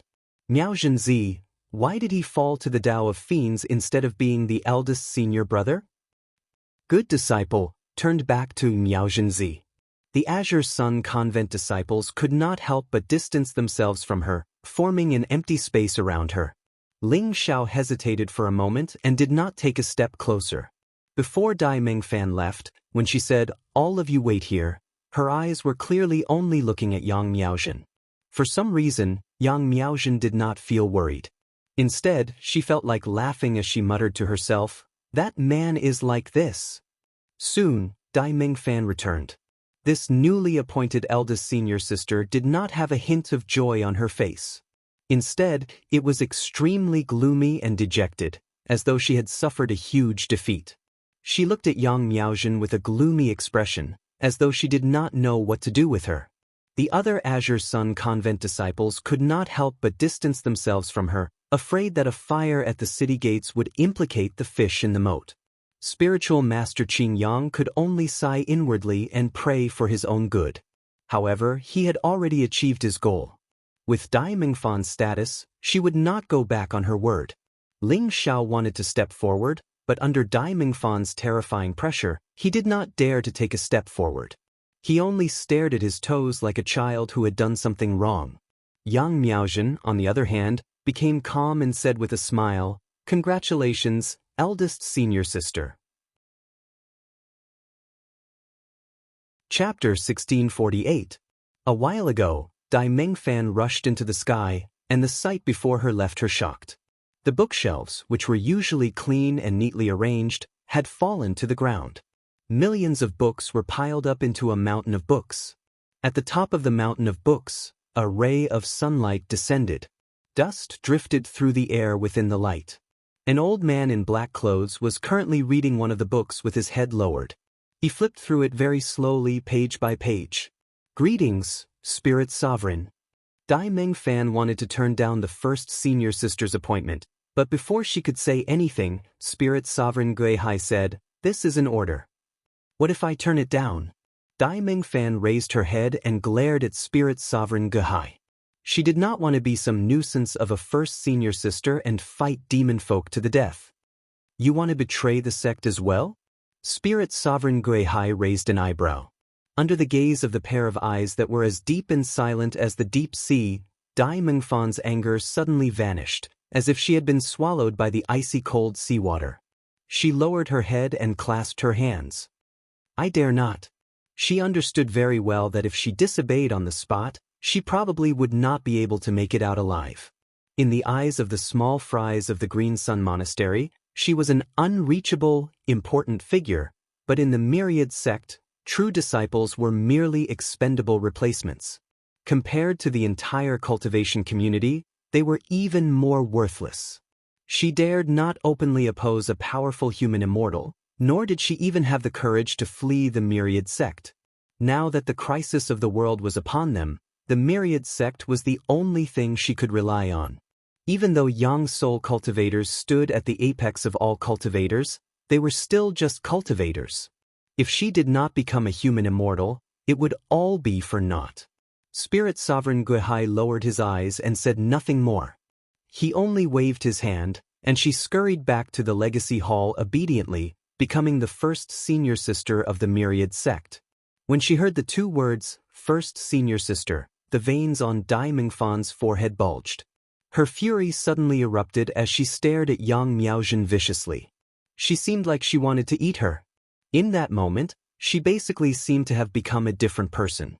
Just now, she was as passionate as the summer, but now, she was as cold as the harsh winter. The ferocious aura released from his body instantly filled the entire hall, shocking everyone in the hall.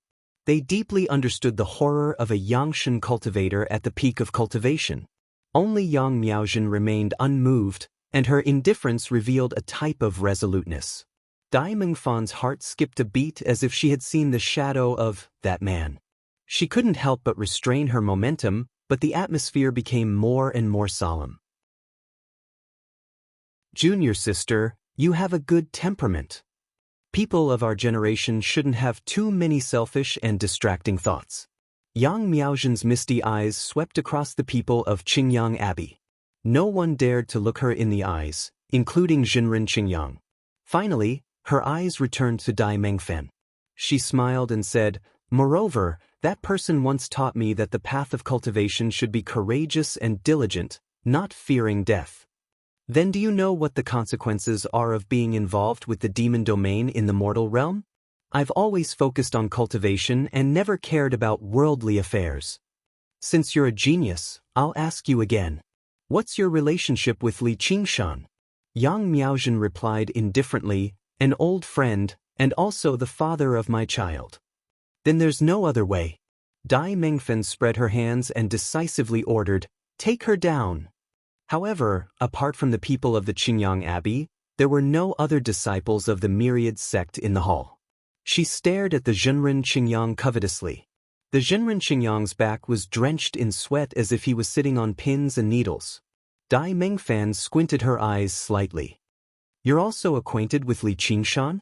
"Of course not." "Of course not, first senior sister." The Jinren Qingyang waved his hand repeatedly. "Li Qingshan has turned his back on humanity and become a demon folk. Everyone has the right to punish him. I'm tempted to devour a damned traitor like him alive, so why would I be involved with him?" He understood very well that in the mortal realm, you could slaughter people, slaughter cities, and refine souls. As long as you did not provoke other cultivators, no one would care about you.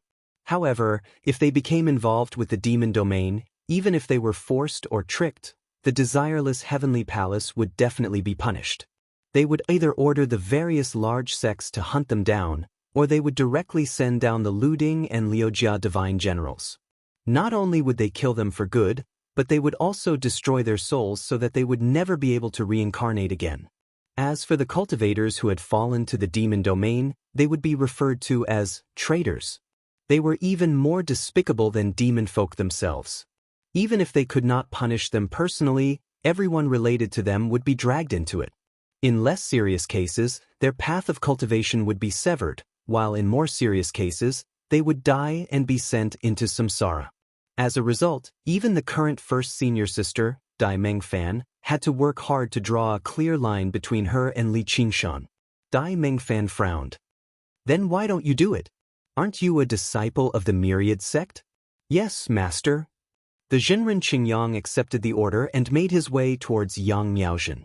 Clang, clang, clang, myriad city fell deathly silent. Everyone had yet to recover from their shock, as if they had been struck by a freezing curse at the same time. The bell in the Hall of Inheritance suddenly rang out, gathering all the true disciples for a meeting. Everyone else was chased away. Immediately, streaks of light shot through the sky and landed in the Hall of Inheritance. With a hum, the freezing curse was lifted. Myriad City immediately burst into an uproar. All the cultivators discussed loudly, their voices soaring into the sky. The first senior brother of the Myriad sect had fallen to the demon domain. This was a huge scandal, and it was also unheard of. Was this the omen of the catastrophe of the world? In the Hall of Inheritance, the formation was activated, and the door was tightly shut. The true disciples sat down according to the order on the myriad phenomenon ranking. They all frowned and remained silent in thought, as if they were still digesting this shocking news. Dai Mengfan sat upright in her seat of honor. "Junior brothers and sisters, is there anything you want to say?"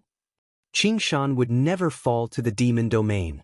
A soft, delicate voice rang out from a corner, but it was filled with unshakable trust. There must be some misunderstanding. Dai Mengfan looked over. She saw a woman in green clothes and long hair like ink sitting there quietly. She seemed rather excited. "Junior sister Ruan, are you saying that the spiritual sovereign is wrong?" Ruan Yaozhu lowered her head. She pinched the corner of her clothes in silence. Dai Mengfan stood up. "Since no one has anything to say, then listen to my orders. Where is Pai Yangqiu?" "Under the order of the spiritual sovereign, the abundance department will take back the mysterious underworld cave immediately." "You want me to break the formation?" Pai Yangqiu frowned heavily. He had some ties with Li Qingshan. In the past, he was the one who had passed the formation disc to Li Qingshan. The cave was a cultivator's lifeblood. It was not only a precious place for daily cultivation, but also a place to store all their belongings. It was necessary to set up a protective formation, so they couldn't lose it. How could it be taken back so easily? They had to attack the cave and break the formation. In the mortal world, this kind of action was equivalent to confiscating property. It would create a huge hatred, and they would fight to the death. And all the belongings in the cave. Senior sister, I'm afraid I don't have the ability to do that. Pai Yangqiu didn't want to become enemies with Li Qingshan. He was probably an evil god. You also want to betray the sect? Dai Mengfan sneered, staring at his eyes. Pai Yangqiu was shocked. He couldn't say a word. This terrifying question caused all the elite disciples to open their eyes wide, and the atmosphere instantly became heavy like iron and revealed a trace of the smell of blood. Don't be nervous. This is what the spiritual sovereign said to me just now. Dai Mengfan smiled self-mockingly. You guys should all think about it. Do you want to follow the order or betray the sect? Pai Yangqiu took the order and left. Where is Leng Yuan? Under the order of the spiritual sovereign, the penal department will investigate all the disciples who have a close relationship with Li Qingshan. I want them to draw a clear line between them and Li Qingshan. How do we draw a clear line? That's your business. Leng Yuan took the order and left. Where is Ruan Yaozhu? Ruan Yaozhu stood up and walked to the hall. She still looked confused. His mount is called Li Fengyuan's Phoenix. He is cultivating in your herb garden, right? Under the order of the spiritual sovereign, the herb garden will capture Li Fengyuan immediately. Ruan Yaozhu lowered her head and didn't say anything. Dai Mengfan's heart softened. She advised him with a soft voice, Blockhead, your senior sister will give you 3 days. Don't let Li Fengyuan go. Humans and demons are enemies. You have to draw a clear line between them. Otherwise, your senior sister can't help you. Chapter 1649. In the 100 Herb Garden, under the Bodhi tree. A handsome young man was lying on his side. His right hand was supporting his cheek, and his left hand was stretched out in front of him. The thin and soft ochre-yellow silk robe on his body flowed down like water, making him look extremely relaxed and comfortable. His rosy, white face gave off a benevolent and peaceful aura, as if he had fallen into a deep slumber, or perhaps he had sunk into deep thought. He was filled with zen. Suddenly, a gentle breeze brushed past his face. Rustle, rustle. The shadows of the tree swayed, and the golden light flickered. The golden leaves on the tree rubbed against one another, producing a faint metallic hum. A gentle voice said, "You must leave here immediately." Only after almost a second later did Li Fengyuan open his eyes, as if he had woken up from an extremely deep dream. He took in Ruan Yaozhu's figure, but his expression was still rather hazy, as if he was shrouded in a layer of mist. "You mustn't." Without waiting for him to answer, a colorful light flew over and gracefully landed on the hill, turning into a white deer. Its antlers were sparkling and translucent like coral, and its fur was shining with 9 colored spots. It was Ruan Yaozhu's mount, the 9-colored deer. "Zhou, don't meddle," Ruan Yaozhu scolded gently with a wave of her sleeve. The 9-colored deer even took a step forward, blocking Li Fengyuan's path. "Blockhead, you're the one who shouldn't do anything stupid. I've already heard that Li Qingshan has already defected to the demon domain. Your ties with him run far too deep in the first place.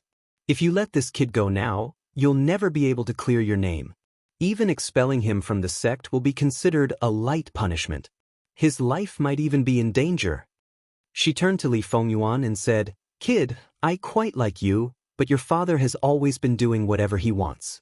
Now that this has happened, even we can't help you." Li Fengyuan nodded with a smile. "My father has always been a great bastard. It's no surprise that he defected to the demon domain."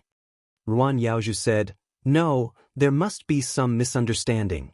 He might not be a good person, but he would never associate himself with demon folk. He must have been captured by the demon god. We need to find a way to save him." Her voice gradually trailed off.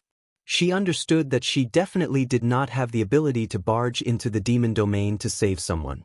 But if he ignored it, how could he feel at ease? The nine-colored deer widened its eyes as if it was looking at a fool. I think you are the one who needs to be saved. Spirit Sovereign Guihai's judgment can't be wrong.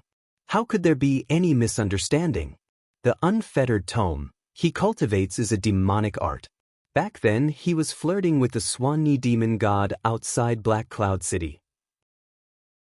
Now, he probably thinks that there are too many rules in heaven, so he went to the demon realm to become an evil god.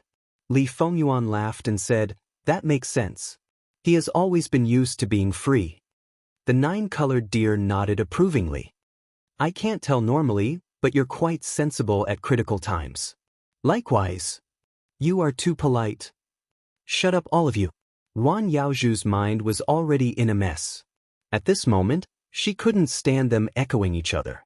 She shouted, "Li Fengyuan, I, as the master of Hundred Herb Garden, expel you from Hundred Herb Garden.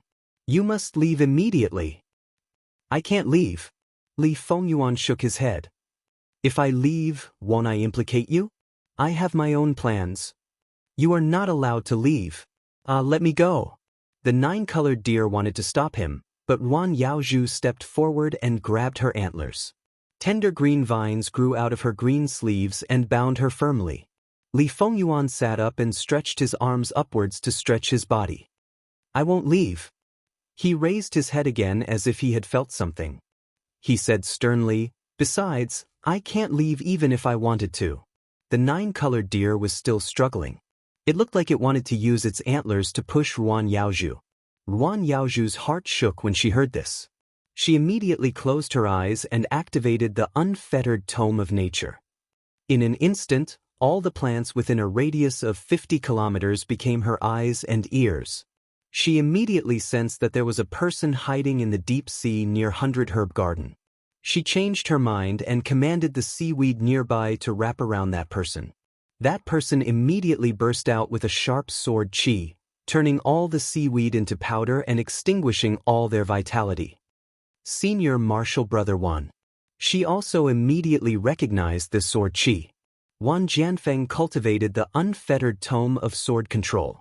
He was the only sword cultivator among the true disciples, and he was extremely good at fighting and killing. If it was one-on-one, there weren't many true disciples who could be his opponent. Wan Yaozhu glanced at Li Fengyuan in surprise and thought, Senior Martial Brother Wan's sword Dao is divine. He has already reached the realm of, the brilliance is restrained and the divine objects are concealed. Even I didn't notice it at all, but he could actually notice it. He is indeed a natural god. She couldn't help but frown. If it was only Wan Jianfeng, she could still think of a way to stall him for a while. However, with Senior Martial Brother Wan's temperament, he definitely wouldn't do such a sneaky thing. He must have been instructed by someone. She couldn't help but look towards the direction of Wanxiang City. Senior Martial Sister Dai. At the same time, in the direct inheritance hall, the true disciples received their orders and dispersed. In a tall pavilion, Dai Mengfan was also looking towards the direction of Hundred Herb Garden. She was ready to help Wan Jianfeng at any time. She had known Wan Yaozhu for many years and understood her junior martial sister's temperament. She was soft on the outside but hard on the inside. She was tenacious and would most likely let Li Fengyuan escape. Therefore, after Wan Yaozhu left the direct inheritance hall, she immediately sent Wan Jianfeng to lie in ambush near Hundred Herb Garden. Once Li Fengyuan left Hundred Herb Garden, he would immediately be captured. Moreover, she had already made up her mind that if she couldn't capture him alive, she would rather kill him than let him go. Although she didn't want to offend Li Qingshan was still far away, and Li Fengyuan was far too important, far more important than Yang Miaozhen. The relationship in the cultivation world was different from that in the secular world. Master and disciple were more important than father and son, the same sect was more important than brothers, and Dao companions were more important than husband and wife. Yang Miaozhen was only Li Qingshan's mistress, so it might not be a big deal to let her go. As long as she was willing to draw a clear line between her and Li Qingshan, she could even stay in Wanxiang sect and continue to be a disciple. However, mounts and masters shared lifespans and shared weal and woe. If one were to talk about a close relationship, it might be even more intimate than a master and disciple Dao companion. They could almost be considered as one. Furthermore, it was a phoenix. The infernal domain was not under the control of the netherworld. If a phoenix were to return to Li Qingshan's side, it would be equivalent to him having an endless lifespan. He might even cultivate to become a fiend celestial one day. Now that the chaos demon star had appeared, the great calamity of heaven and earth was imminent, and the war with the infernal domain was about to break out. It was the most sensitive and tense time. Li Qingshan's betrayal had already put the Wanxiang sect in a very passive position. If such a thing happened again, the selfless heavenly palace would definitely not let the related people off. When that happened, it would not be a matter of one or two people. The entire Wanxiang sect and even Spirit Sovereign Guihai would be punished. At that moment, a wisp of sword qi that was as thin as a gossamer flew into the pavilion. Wan Jianfeng sent a message back. Eldest senior sister, junior sister Wan has already sensed it. Do you want me to directly take down that phoenix? Continue guarding. I've given her 3 days. Yes. Although Wan Jianfeng was unwilling, he did not dare to disobey orders under the circumstances. He just released countless sword qi as if to vent his anger, cutting down all the seaweed within a 5-kilometer radius. He leaped onto a protruding reef, slanted his long sword, and stood with his hands behind his back. The corners of Dai Mingfan's lips curled up into a smile. She suddenly felt that being the eldest senior sister was not entirely a bad thing. These true disciples were all proud and arrogant, and Wan Jianfeng was even more arrogant. He refused to submit to anyone. In the past, he did not respect her, the third senior sister, but now, they all bowed their heads and listened to her orders. She could not help but look down at her right hand, fair skin, slender fingers, and gently clenched it. This was the taste of power. It was far more delicious than she had imagined. It was better to rely on oneself than on others. Spirit Sovereign Guihai and Li Qingshan were all unreliable. The only one she could rely on was herself. Chapter 1650. Boom. The waves shattered and splashes flew everywhere. Wan Jianfeng burst out of the sea, no longer hiding his aura. Sword qi rushed into the clouds, piercing through the sea and cutting through the clouds. It was like a supreme divine sword was placed across Wan Yaozhu's slender, fair neck. Even though it did not contain any killing intent, it was still frightening. Junior sister, I don't want to do this either. Don't just care about your personal feelings and ignore the greater good of the sect. You better make up your mind soon. Don't make me waste my time here. Immediately, murderous sword intent filled the 100-herb garden, kicking up a chilly gust of wind. It made countless flowers and trees brim with intelligence curl up and shrink. The Bodhi tree rustled. Many disciples were currently working in the garden when they suddenly felt like they were facing a great enemy. They could not help but straighten up and look around, just like a group of rabbits on a grassy plain, searching for the traces of wolves. What powerful sword intent! Li Fengyuan praised.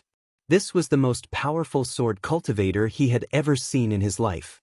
There was a major realm of cultivation between them.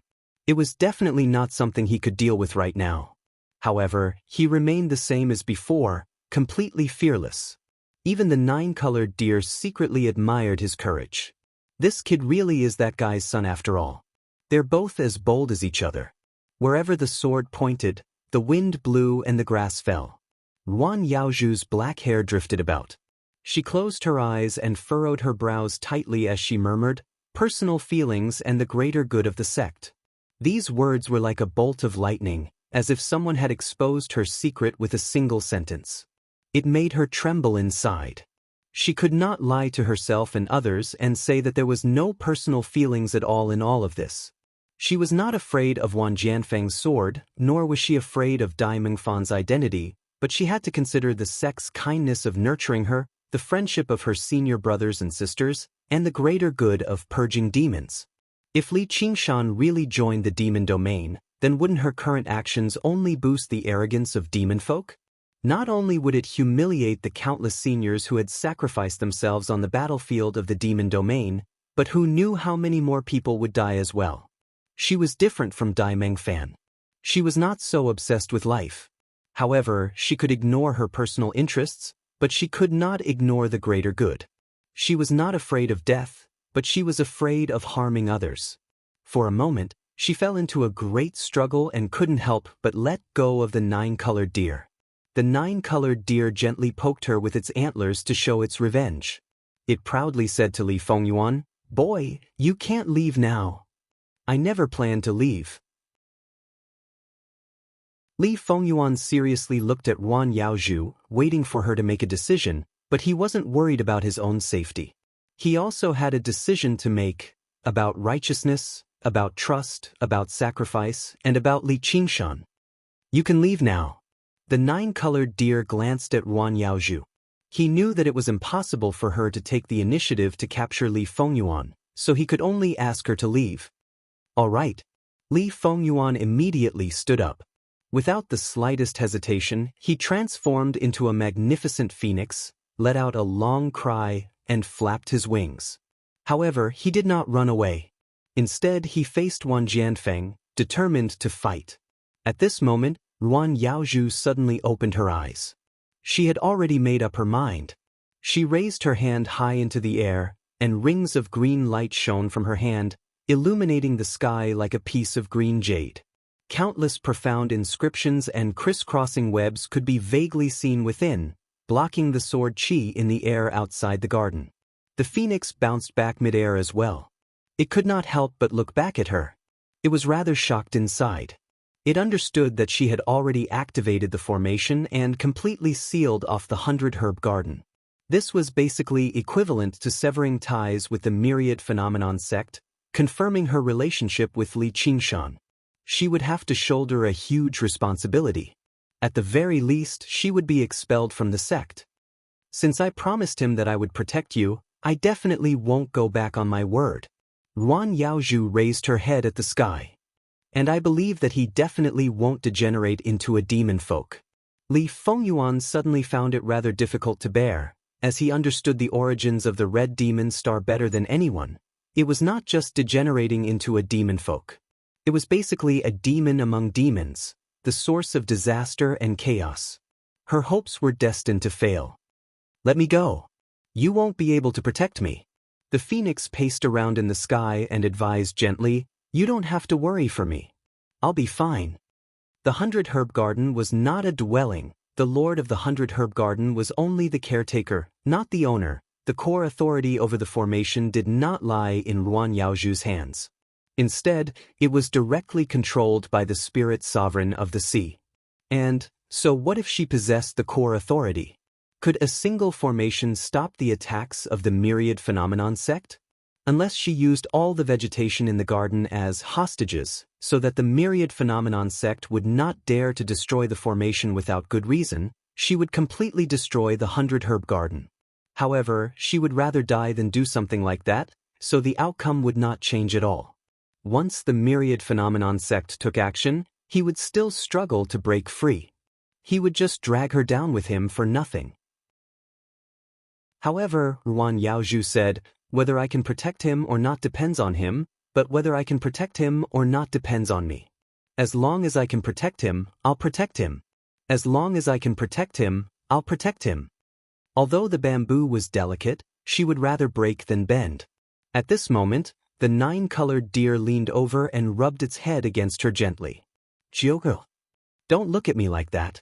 Do you think I don't understand your personality? I knew it would turn out like this." Sigh, the tribulation of love, tribulation of love. Wan Yaozhu smiled slightly. "Perhaps. Forget it, forget it. If not for him, we would already be dead outside Black Cloud City. Just treat it as a life for a life. However, if you dare to let me go, I'll really be angry. We will never separate." Wan Yaozhu gently stroked the 9-colored deer's head. Li Fengyuan sincerely praised, "Although Big Daddy is a big bastard, his taste in women is still very accurate." Wan Yaozhu remained calm. She flipped her hand and pressed down lightly. Li Fengyuan immediately fell heavily to the ground, falling into a patch of iron thorns. He cried out in pain. Outside the 100-herb garden, Wan Jianfeng retracted his sword intent and transmitted his thoughts to Dai Mengfan. How is it? Sai, we are sisters. Give her 3 more days to consider. However, Dai Mengfen summoned another true disciple and ordered, Junior Martial Brother Ren, go and find that Xin Yushu. Xin Yushu. Ren Chuyu frowned, full of disdain. Shen Yushu, like Wan Yaozhu, cultivated the nature heavenly book. Before Li Qingshan came to the myriad phenomenon sect, he had always been the chief steward of the 100-herb garden. Later, he had a conflict with Li Qingshan. In the duel, his body was destroyed and he was expelled from the 100-herb garden. After Li Qingshan became the senior martial brother, he was completely expelled from the myriad phenomenon sect. Dai Mengfan actually wanted to summon such a person back, but for what reason? Thinking of this, he suddenly realized something. He glanced in the direction of the 100-herb garden and frowned even deeper. Is it really necessary? I also don't want to destroy the relationship between fellow disciples. However, if junior martial sister Wan insists on disobeying orders, how can the 100-herb garden be controlled by a traitor? Traitor! Ren Chuyu was furious and stared at Dai Mengfan. He had always treated Wan Yaozhu as a younger sister. Moreover, it was obviously Dai Mengfan who was closer to Wan Yaozhu. How could she fall out with him so ruthlessly? Or do you have a better name? Dai Mengfan also realized that she had spoken indiscreetly, but her face showed displeasure. Or do you also want to disobey orders? This disciple doesn't dare. Chapter 1651. Dai Mengfan shivered inside. By now, the sky had darkened. A red sun had already sunk into the ocean, but it still filled the western sky with red. She suddenly felt that the evening sea breeze was slightly colder. She could not help but recall the cold wind outside Black Cloud City, the terrifying demon god, as well as his back facing the demon god, as well as the roaring cries of hundreds of thousands of soldiers, Li Qingshan.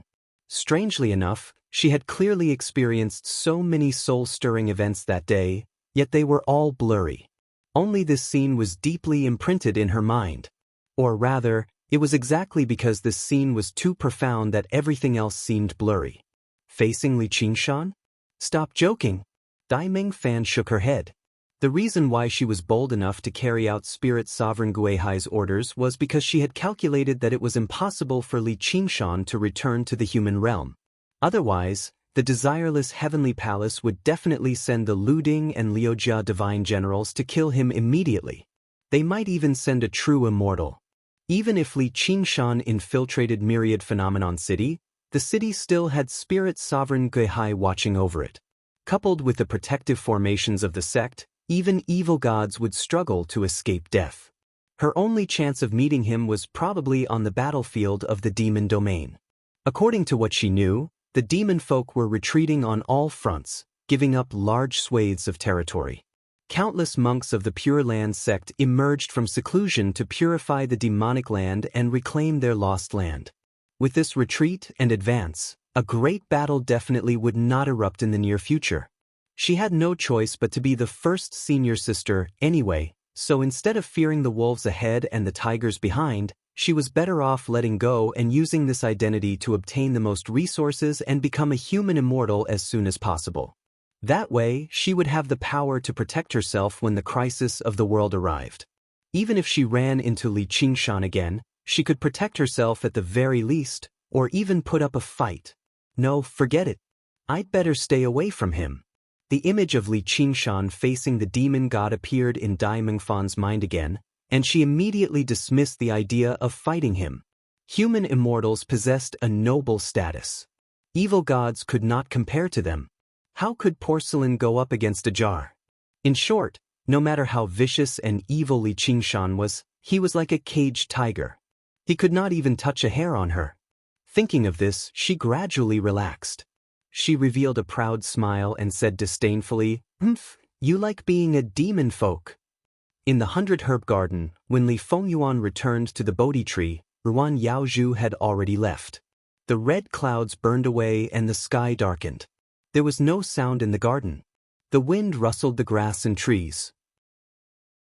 Before she returned to her cave abode, she expelled all the disciples in the garden so that they would not be implicated by her. He could see that those disciples respected and loved her very much. Many of them knelt down and begged her not to do this. Almost all of them were crying, as if they were going to part forever. The others stared at him fiercely, filled with hostility. She was also in tears. However, be it stubbornness or stupidity, she was never a person who would easily change her mind. Li Fengyuan stroked the rough trunk of the Bodhi tree and couldn't help but sigh. She was destined to suffer because of this choice. However, how could she be the only one suffering in this world? The person she trusted and hoped for, how much pain and suffering must he be suffering? All living beings are bitter. The sun set, the stars rose, and the stars shone brightly. Li Fengyuan gazed at the scarlet star in the distant horizon. First Father, since you've already made your choice, choosing to bear the pain of all living beings, then allow me to lend you a hand. As a result, he shook his kasaya and sat down in a lotus position under the Bodhi tree again. He brought his palms together in a dignified manner. He slowly closed his eyes and saw layers of clouds swirling before him again, flapping his wings furiously.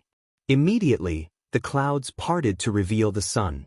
At the end of the billowing sea of clouds was a series of snowy mountains. The highest peak was shaped like a lotus flower. Where the lotus flower blooms. Li Fengyuan murmured to himself. This was not the first time he had seen something like this, but he would be shocked every time he saw it.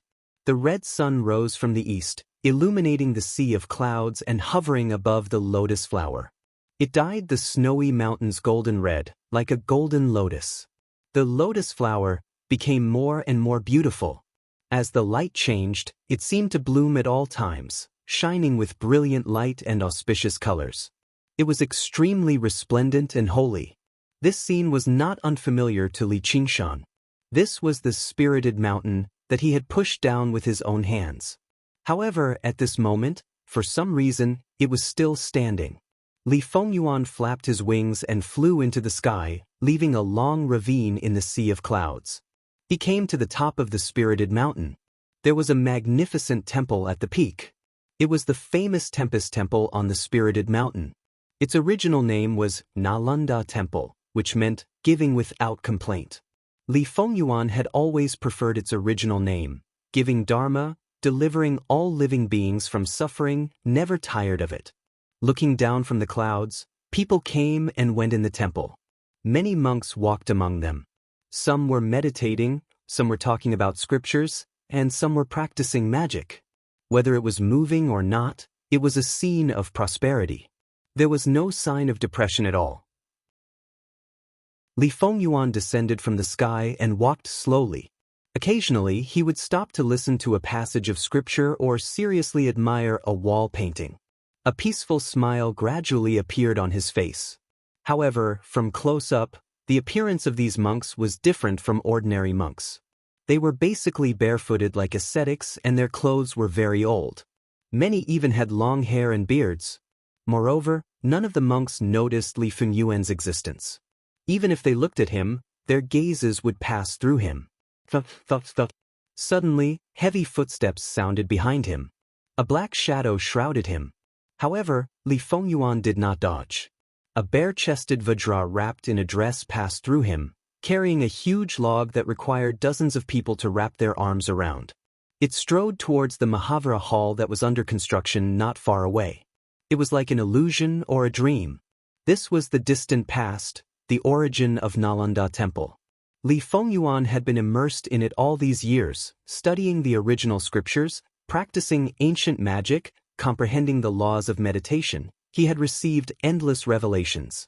Most importantly, he had seen Nalanda Temple being built on the ice and snow wasteland with his own eyes.